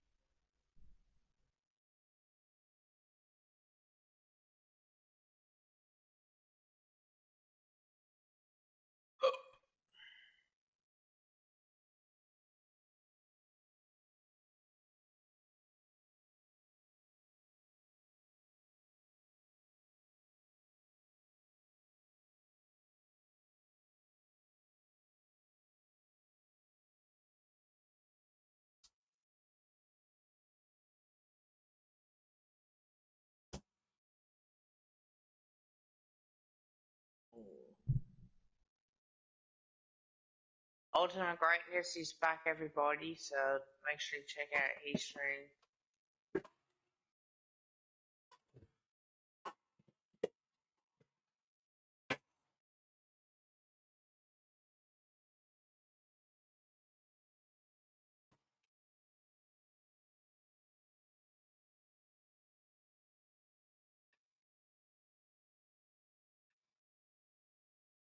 Alright, am I back? You there, Kev?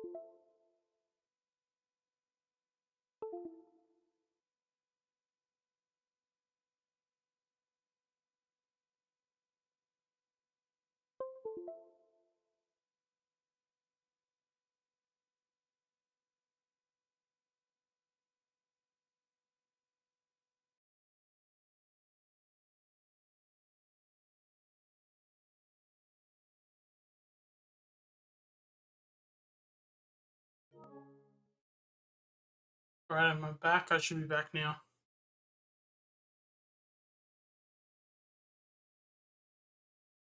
Are you there, Kev? Yeah, I'm here.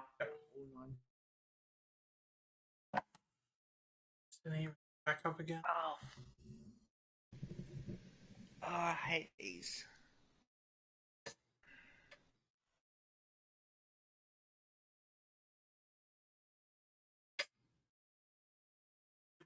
All good again.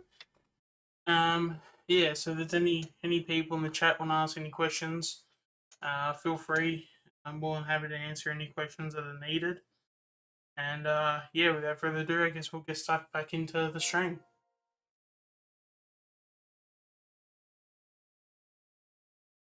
Are you all good, Kev? Yeah. Yeah, it just said that you joined the video chat, the voice chat. Oh yeah, because I used my phone. Ah, okay, all good. Alright, so have you finished your stream now, or? Soon I'll be finished. Yep, alright, all Actually, I'll just cancel.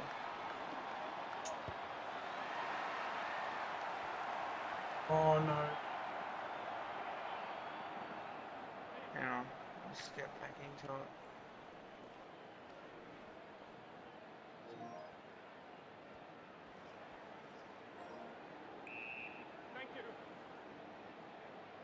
Ouch. That's a terrible kick.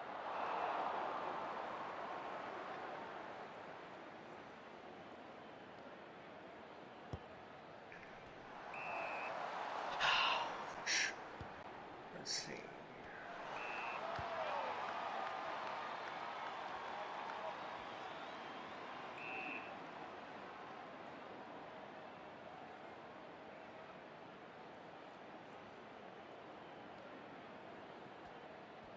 We've actually had 30 playbacks so far in the video. Very happy for all the support that's come my way in this stream. Make sure we keep it up, and if you haven't liked, please like the video of the stream.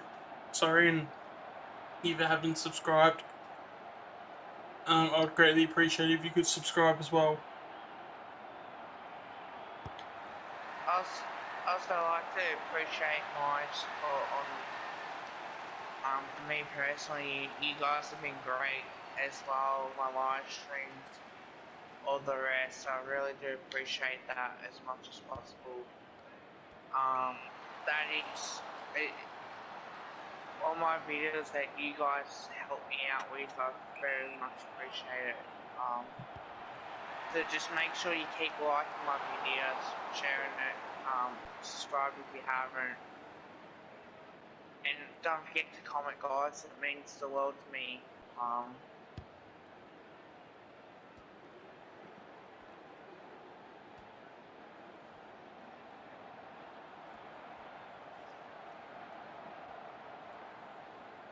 Hard on points. This is going to be the last game I play because I've got to get up in the morning.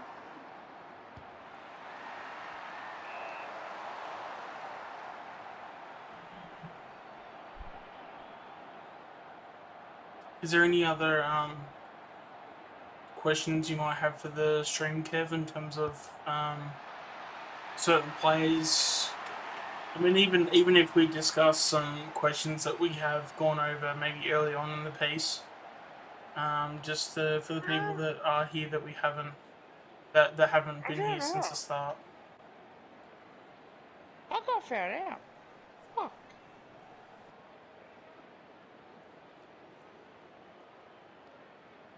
Okay. Not really. Yeah. Still score over 100. Alright guys, I'm gonna end my stream. Thank you. I'm tired.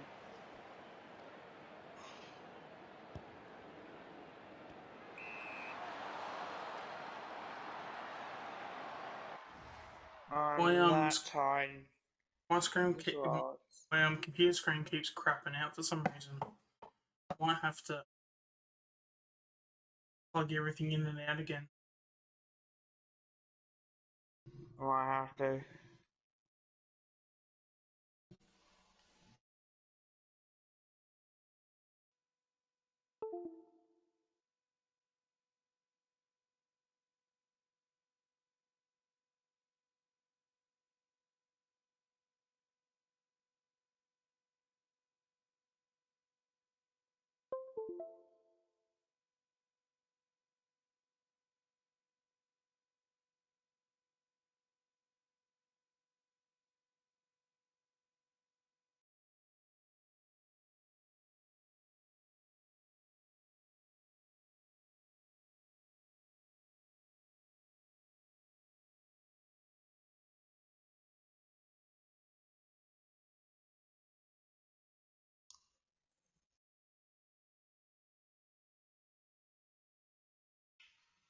Okay, now apparently it's working again. Hopefully we're not gonna. It's not gonna go turn into a black screen again.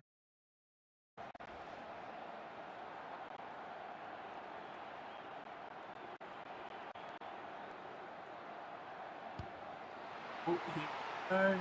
Yep, AJ's kicked another one.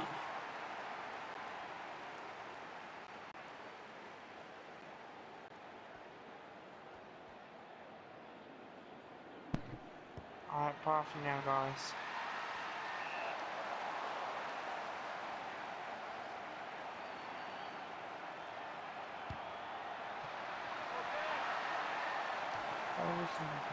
Jordan Dawson set to be at Crow by tomorrow. Sydney gets Melbourne's first round pick.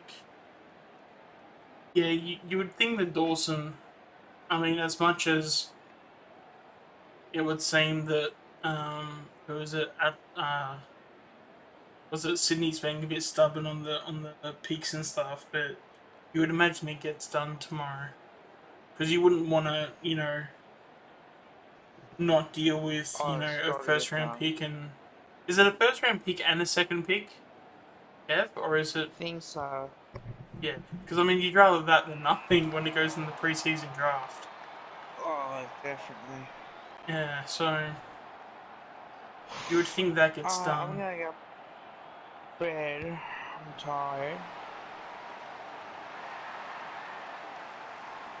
Ouch. So I think I'll just check your stream. Yeah, I think I Over might do one more guys. game, then I'm gonna head off too.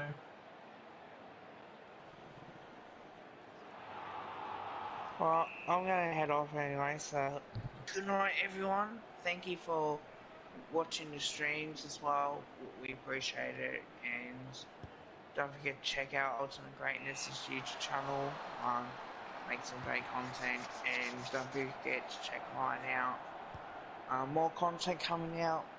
Oh, hopefully tomorrow if it's not raining. I think.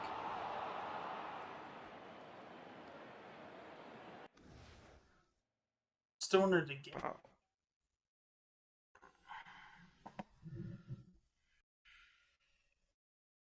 oh yes.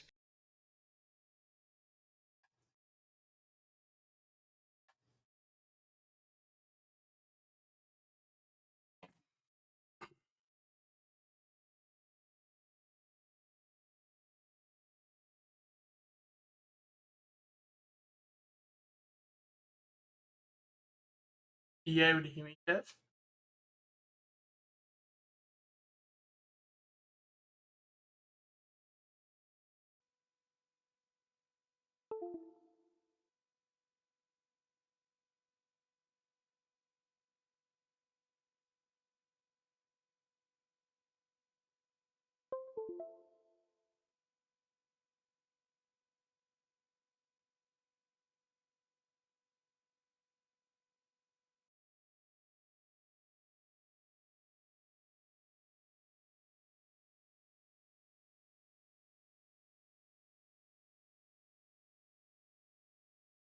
Hopefully, we should be back to normal now, but yeah, we'll just see how it all plays out. But for some reason, my capture card's not wanting to behave at the moment. Alright, so we got the win over North. Don't think we had any injuries, so it looks like we'll probably just get stuck into the game. Um, yeah, we should be good now in terms of hearing my voice and also the gameplay audio. Go ahead and have. Oh, here we go. To go. It's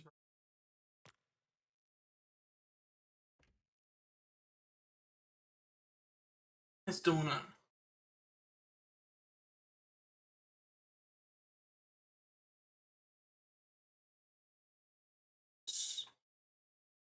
I don't think there's anyone that's sticking out to me right now. Um,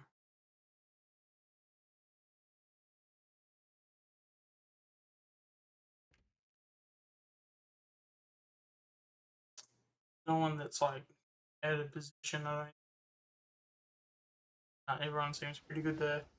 Alright, let's get something into Sydney.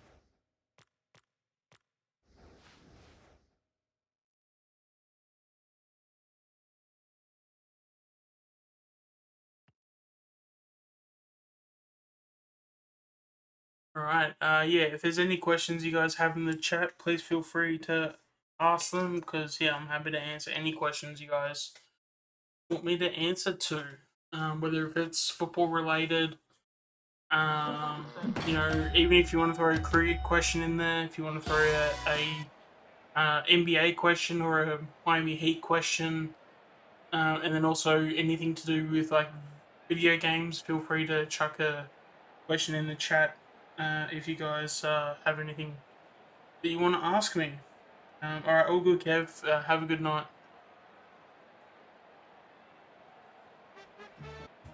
Just as a quick shout out too, if you guys haven't heard, make sure to check out Kev's Magpies as well too. We obviously do a lot of co-streaming together. Yeah, he's obviously a great guy, and yeah, if you want to go over there and support him too, yeah, I'm sure he'll appreciate that a lot.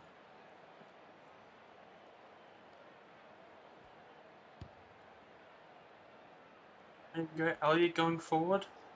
Ooh, there we go. AJ's caught. I don't know who that is. I want to say that's Rampy. Yeah, looks to be Rampy. And looks like AJ's gonna have a set shot. Looks green.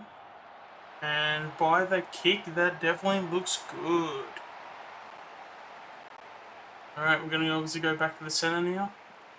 Get the bounce. Grundy gets a decent tap. Oh, ball's just bouncing around everywhere at that point.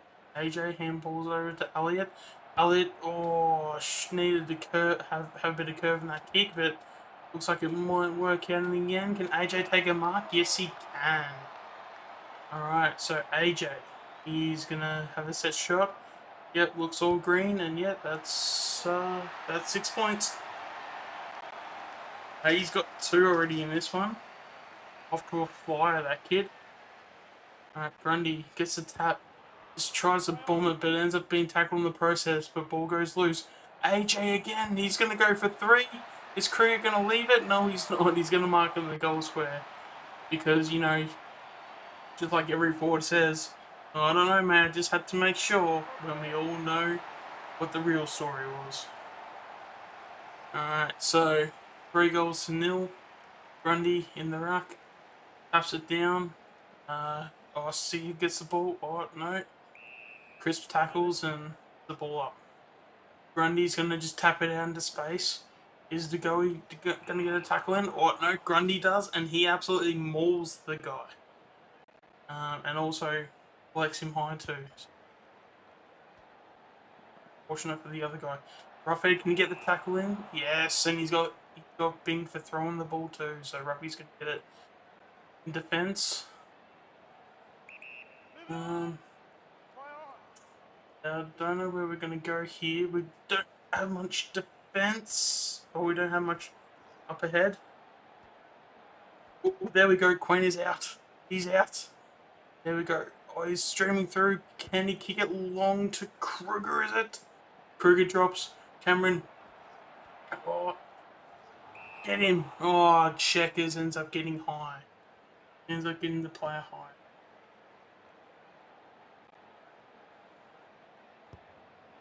Okay, now we've got the ball in our forward 50. Just got to put a bit of pressure on. Rampy takes a kick.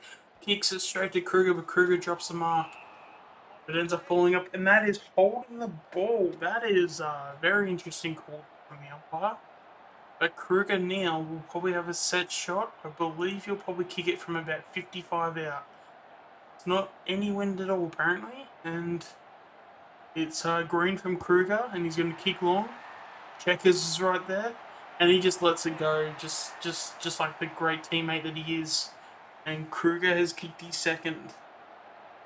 So we've got 2 to AJ so far and 2 to Kruger. Grundy in the ruck, he's going to tap it. Tries to get it to Goey, but his opponent ends up getting it. And Moore ends up tackling around centre half back. And we're going to get a ball up as the ball was launched in between the players. Shakers ends up punching the ball, and Taylor Adams gets wrapped up and pulled up again. It looks like he can, if he can see him, Grundy can get it to see, which he does. See it ends up just handballing it straight to an opponent. Oh, Chris comes in with a great tackle, and that is holding the ball. Crisp is trying to look for an option. Looks like he might go long. That's definitely not the best kick. Definitely a dangerous spot, but Quainer has definitely passed in that test. That's for sure. Alright, Howe would love a play to go out here for a bit. Yes, penalty moves there, which is good. Hey. He might just go back for a bit. Oh, come on. Quainer, he's going to run. He's going to take the game on. He's going to go straight up the middle. He's got Sidey. Sidey takes the mark. He's looking for an option. He's going to back in. AJ is a one-on-one. No. Grundy over the top to Kruger. To Kruger to Elliott. Can Elliott mark? Yes, he can. Alright, Elliott's going to have a set shot. You would think that this is very kickable by his standards. And sure enough, it is straight through the middle. With a minute 17 on the clock. As the umpire balls it up, Grundy, can he get the tap? Yes, I believe he did. Adams ends up tackling the player with the ball. Player gets crushed. As we now will get a ball up. Umpire throws it up. Grundy tries to get the tap, does. Sia gets the tackle in. Oh, Adams gets the loose ball over the top with the handball. Kruger's just going to run in to open goal, but the siren beats him. Oh, drama at the SCG. Can you believe it? Or is that the MCG? I'm not sure. No, I think it is the SCG. Oh, man, drama. Drama at quarter time. Here we go. Start of the second quarter. Grundy gets the ball. Can he get a lace out to Kruger? Can he make up for his mistake for not being quick enough with the ball? Quarter before. He's going to make sure he gets green on this, and this will go straight through the middle. Hey, Gross.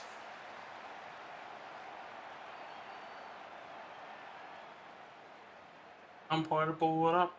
We got Grundy in at ruck, gets the tap. Ball to go with another tackle. Wraps the player up. I believe that's Heaney, and reset with another ball up. Grundy punches it to his advantage. Taylor Adams sprints away. Just absolute with ease there. And Kruger's gonna kick the goal.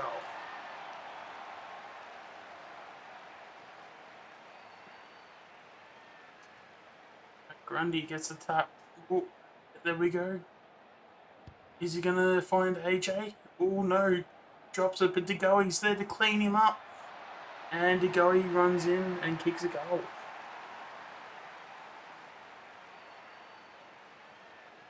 Umpire balls it up again. Grundy, tap. Oh, out to Sia. Sia gets tackled, but he gets his handball away. AJ, out to Elliott. No, couldn't find Elliott, but then finds the ball in the end. Over the top to Goey. And then Kruger kicks it right through the goals, and I believe that is his 5th goal. He's definitely having a good day, that boy. Alright, Adams kicks into space. AJ puts on a bump. Can he get the mark? Yes, he can. He's looking forward. He's going to try and kick it to a contest. Ooh, Kruger let out, but wasn't successful. And Checkers ends up tackling, and that is a push in the back. Mills has the ball, kicks it. Oh, no, Collingwood ended up getting it again. The pressure is just too much over here. Kruger again is hit this number 6. Oh, you bet it is.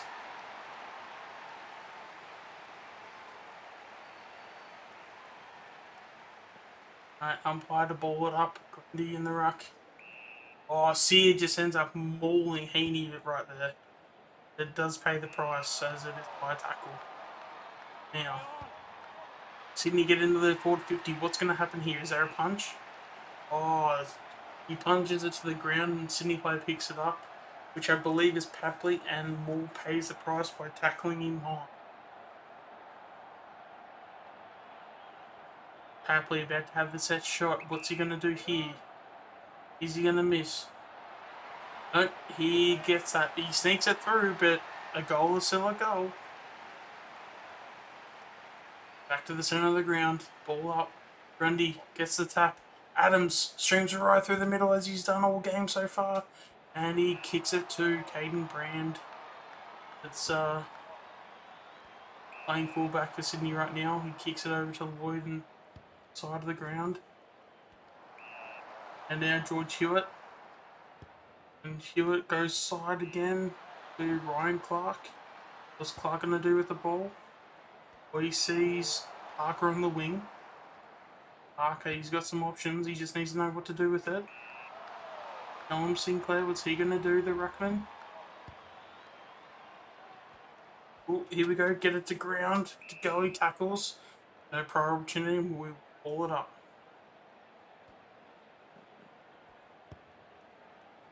Ruger, is he going to get there? I'm not too sure. And my screen's gone black. Gonna have to probably restart again.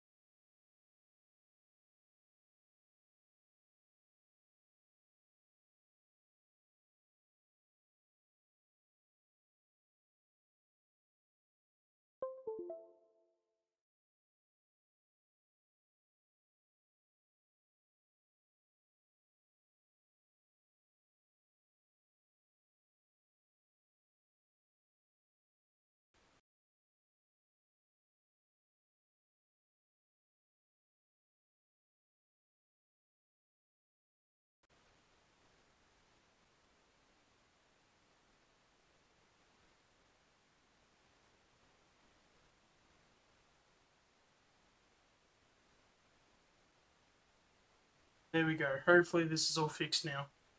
Alright, we can now continue on. Alright, Kruger has the ball. Probably kick about 50 metres with this kick. And again, is Checkers going to get that? Not too sure because we've got another black screen. God damn. My capture card's not really liking me today, is it?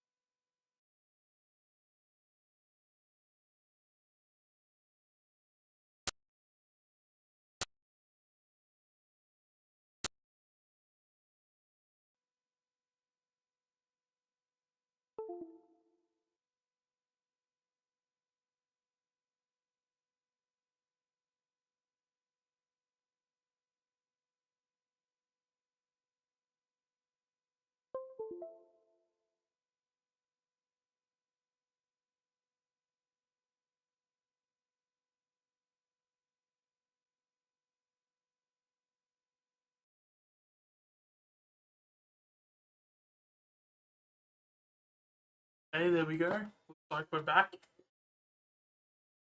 Hopefully we can go back to normal. Oh, here we go. Lipinski takes a mark. So we can get the set shot off here. Can we get green? Yes, we do. Looks like this is going to go straight through the middle, and yes, the kick does not disappoint.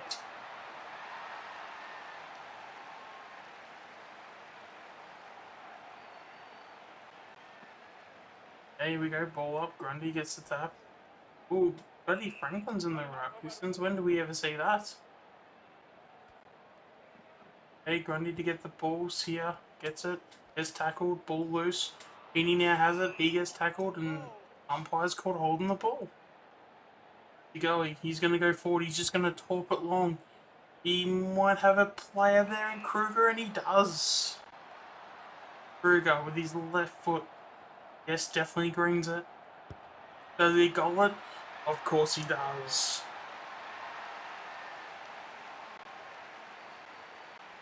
Right. Umpire balls it up. Grundy gets the tap. Just clearly beating Buddy in the rucking contest. Oh, and Rampy, that's definitely holding the ball. He took way too much time with it. Ooh, Siren is gone. He's going to have a set shot. Is he going to be able to make the distance? We will have to see. Oh, it's good.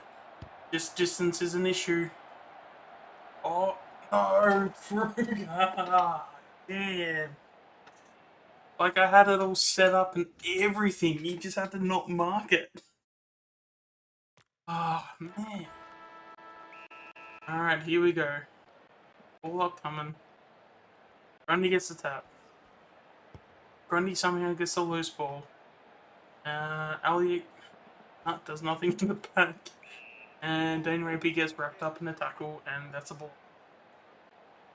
Hey, Checkers doing a bit of ruck. Even less of a chance than Buddy doing it, but okay. He's gonna run onto it. There's nobody else around him. The closest is Sidey. And DeGoey's just gonna kick a goal in the open goal square. Absolute scenes at the SCG. Right, here we go. Taylor Adams, he's just gonna kick it forward. Who's he got? Oh, he's got Caden Brand, the opposition player. He then kicks it out to the side. Oh, Sidey nearly marks it. Can he follow up with a tackle? Yes, he can. That's surely holding the ball. Hey, Sidey. He's gonna go to the top, and I've now got more dark screens again. Oh, this is frustrating. Hey, DeGoey. And now lost sound as well too, so we didn't think it was bad, it just gets worse. Oh, that Kruger's got it. Alright, we'll see if we can actually change it, see if we can actually get something going.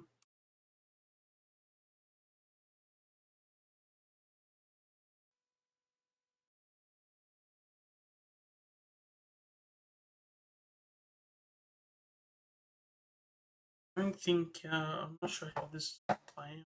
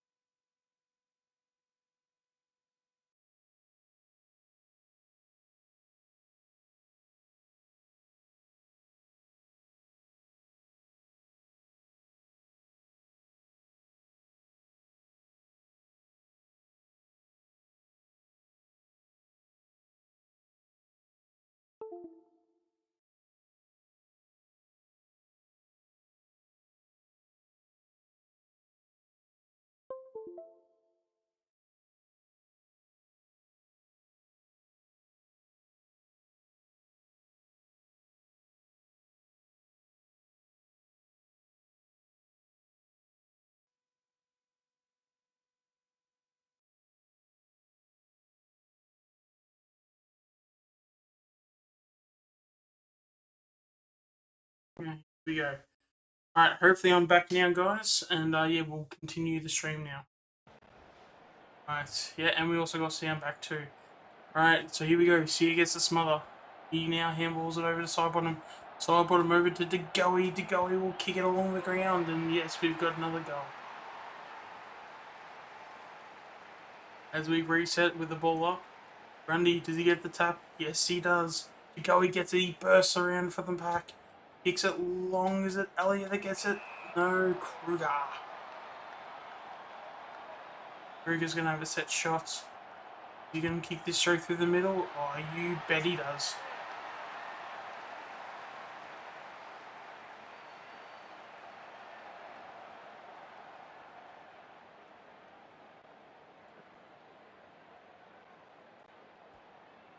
Yep, Taylor Adams goes through the centre again.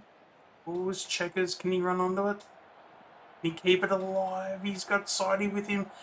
And, oh, he just had to kick it straight and he would have had Elliott on the chest. Here we go, Checkers with the ball. Ooh. Here we go, Ruffy. Can he punch? Oh, no, Moore ends up marking instead, which is a better option. Oh, here we go. AJ, has he got it? No, he doesn't. He ends up punching, does well. But then AJ gets the tackle and wraps up Braden King. Oh, there we go. Was that Crisp? Ends up tackling Buddy. He'll obviously have a set shot now. That's what he's looking for. No wind whatsoever, just needs a straight kick. Let's see if he can do this. Can he kick it? Oh, you bet he can.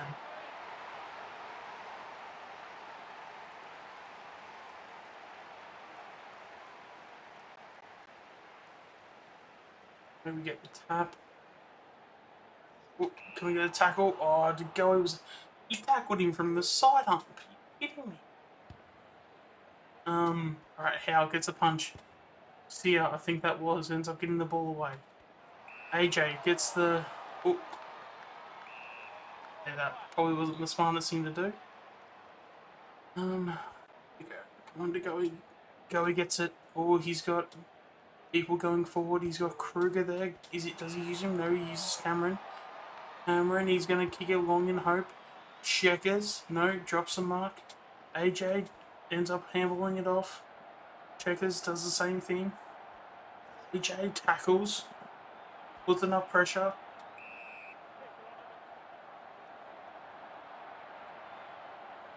Right, Checkers gets the tap. Come on, and then Elliott gets it, tackles. Jay. Oh, Grundy runs into an open, or not an open goal, but does very well for himself and kicks the goal.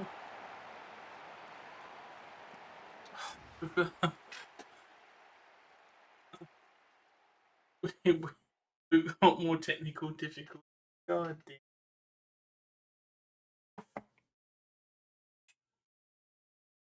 And this capture card is warm as hell too. Alright, I'll have to.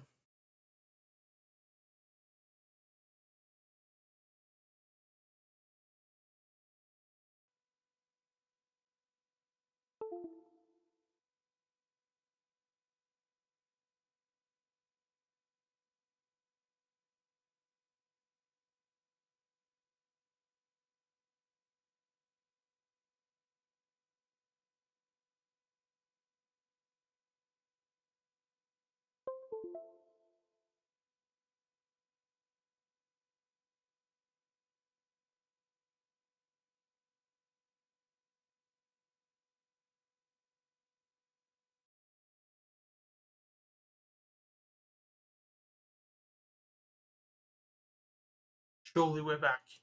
Okay, let's. Alright, it looks like this game might be the last one for the stream, guys. Once we finish this, we'll probably end the stream. Alright, let's continue. Alright.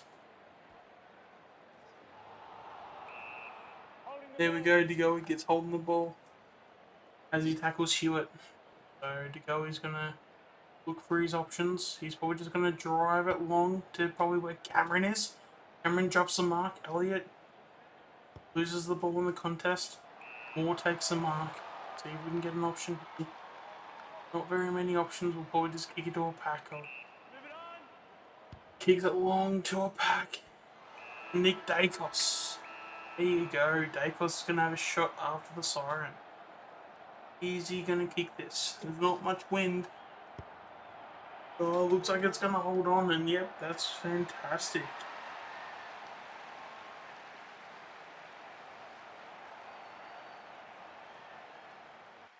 There we go. Alright, 108 points for the half. Let's see if we can get to 200 by... well, not 200, but yes, let's try and get maybe 10 goals this quarter. Look at that. AJ can't get the mark. Oh, Cameron.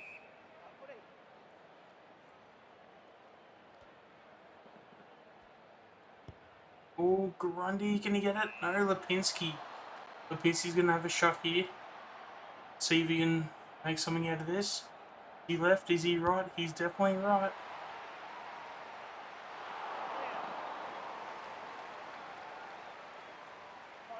Oh, here we go. Rampy likes to play on here.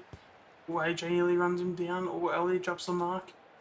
Oh, still dangerous in the forward line, and yeah, AJ gets the tackle. Now have a set shot at goal. And being a left footer, we'll see how this goes. Not much wind. Oh, and he's drilled this straight through the middle. It's as if this guy's played 200 games already.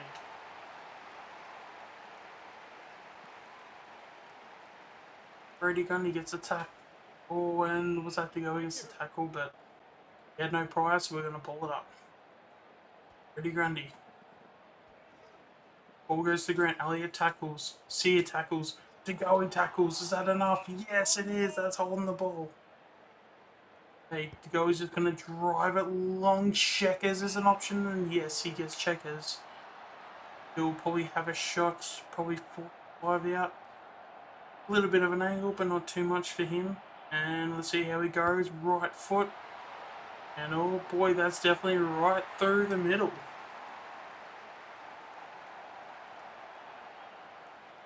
There we go. Here we go with the bounce. Is it going to get the tap? Yes, he does. See, he gets the ball. He's just going to kick it long. Checkers, does he get another mark? Yes, he does. And here we go. Checkers with his right foot. Can he steer this home? Oh, it shanks a little bit, but not enough to make the scorers change his mind on the result.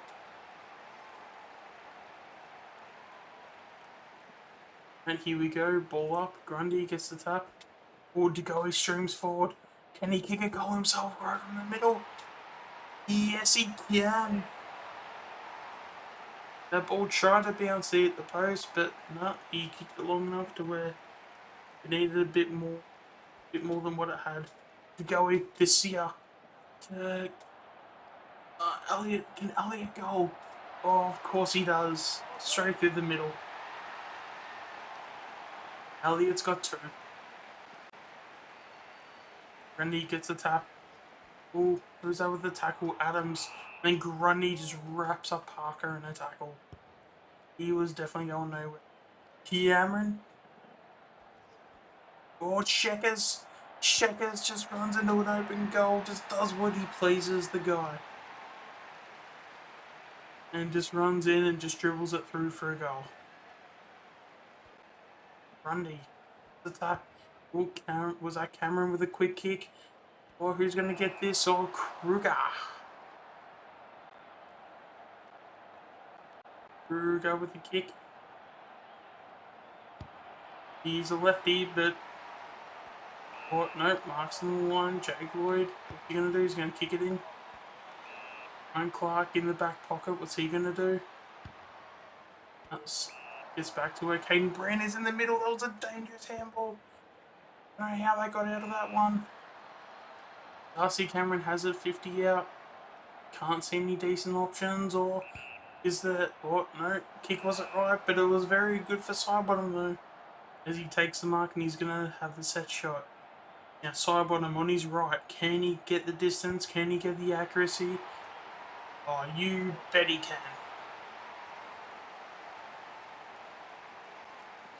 Here we go, Grundy with the tap. Can he get it? Yes, he does. Oh, see right through the middle. Handballs it over to Cameron. Cameron over the top of the kick to Kruger, and Kruger just dribbles a goal right through the middle. They're running away with this at the moment. They're running away with this at the SCG. It's absolute scenes at the moment. Hard to go, he tackles and pushes him in the back. Hewitt has the ball, kicks it. Now Adams marks the ball at centre half back. What's he gonna do? Does look for an option. Struggling to find one right now. Just gonna go long. And he's got Cameron in a marking contest, which he takes. Kruger, can he get a mark out of the back? No, he chooses otherwise. And he goes to Checkers. Checkers handballs it to Elliott. Elliott then handballs it to AJ. AJ to Kruger. Kruger kicks it into the boat for some damn reason.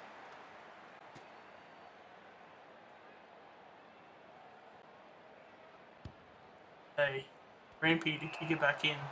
Clark takes the mark. And that's the siren. I think that's the end of the game.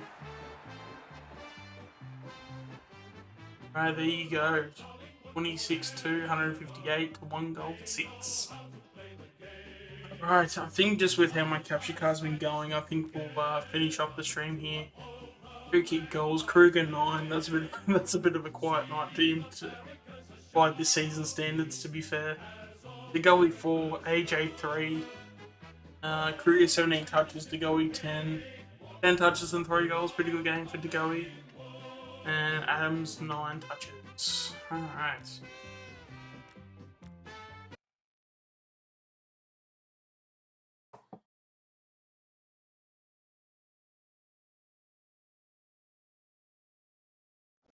Alright, hopefully you guys enjoyed the stream. Especially that last game where I just trolled a little bit of commentary there. Hopefully you guys enjoyed that. And yeah, with how this capture card's been going, and it's already it's not super late, but late enough as it is. I've nearly been going for 3 hours at this point, so I think it might be best for me to probably end the stream here. So yeah, we'd like to thank everybody for watching. We'd like to also thank everybody for their support that they have shown over the last few weeks.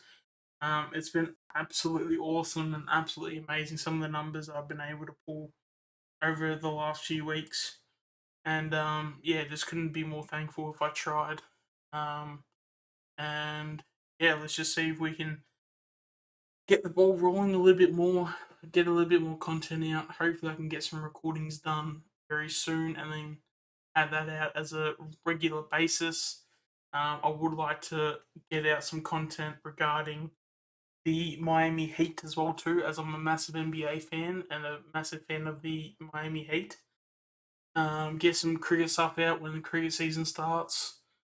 So Big Bash, Cricket Australia, you know, all those good stuff.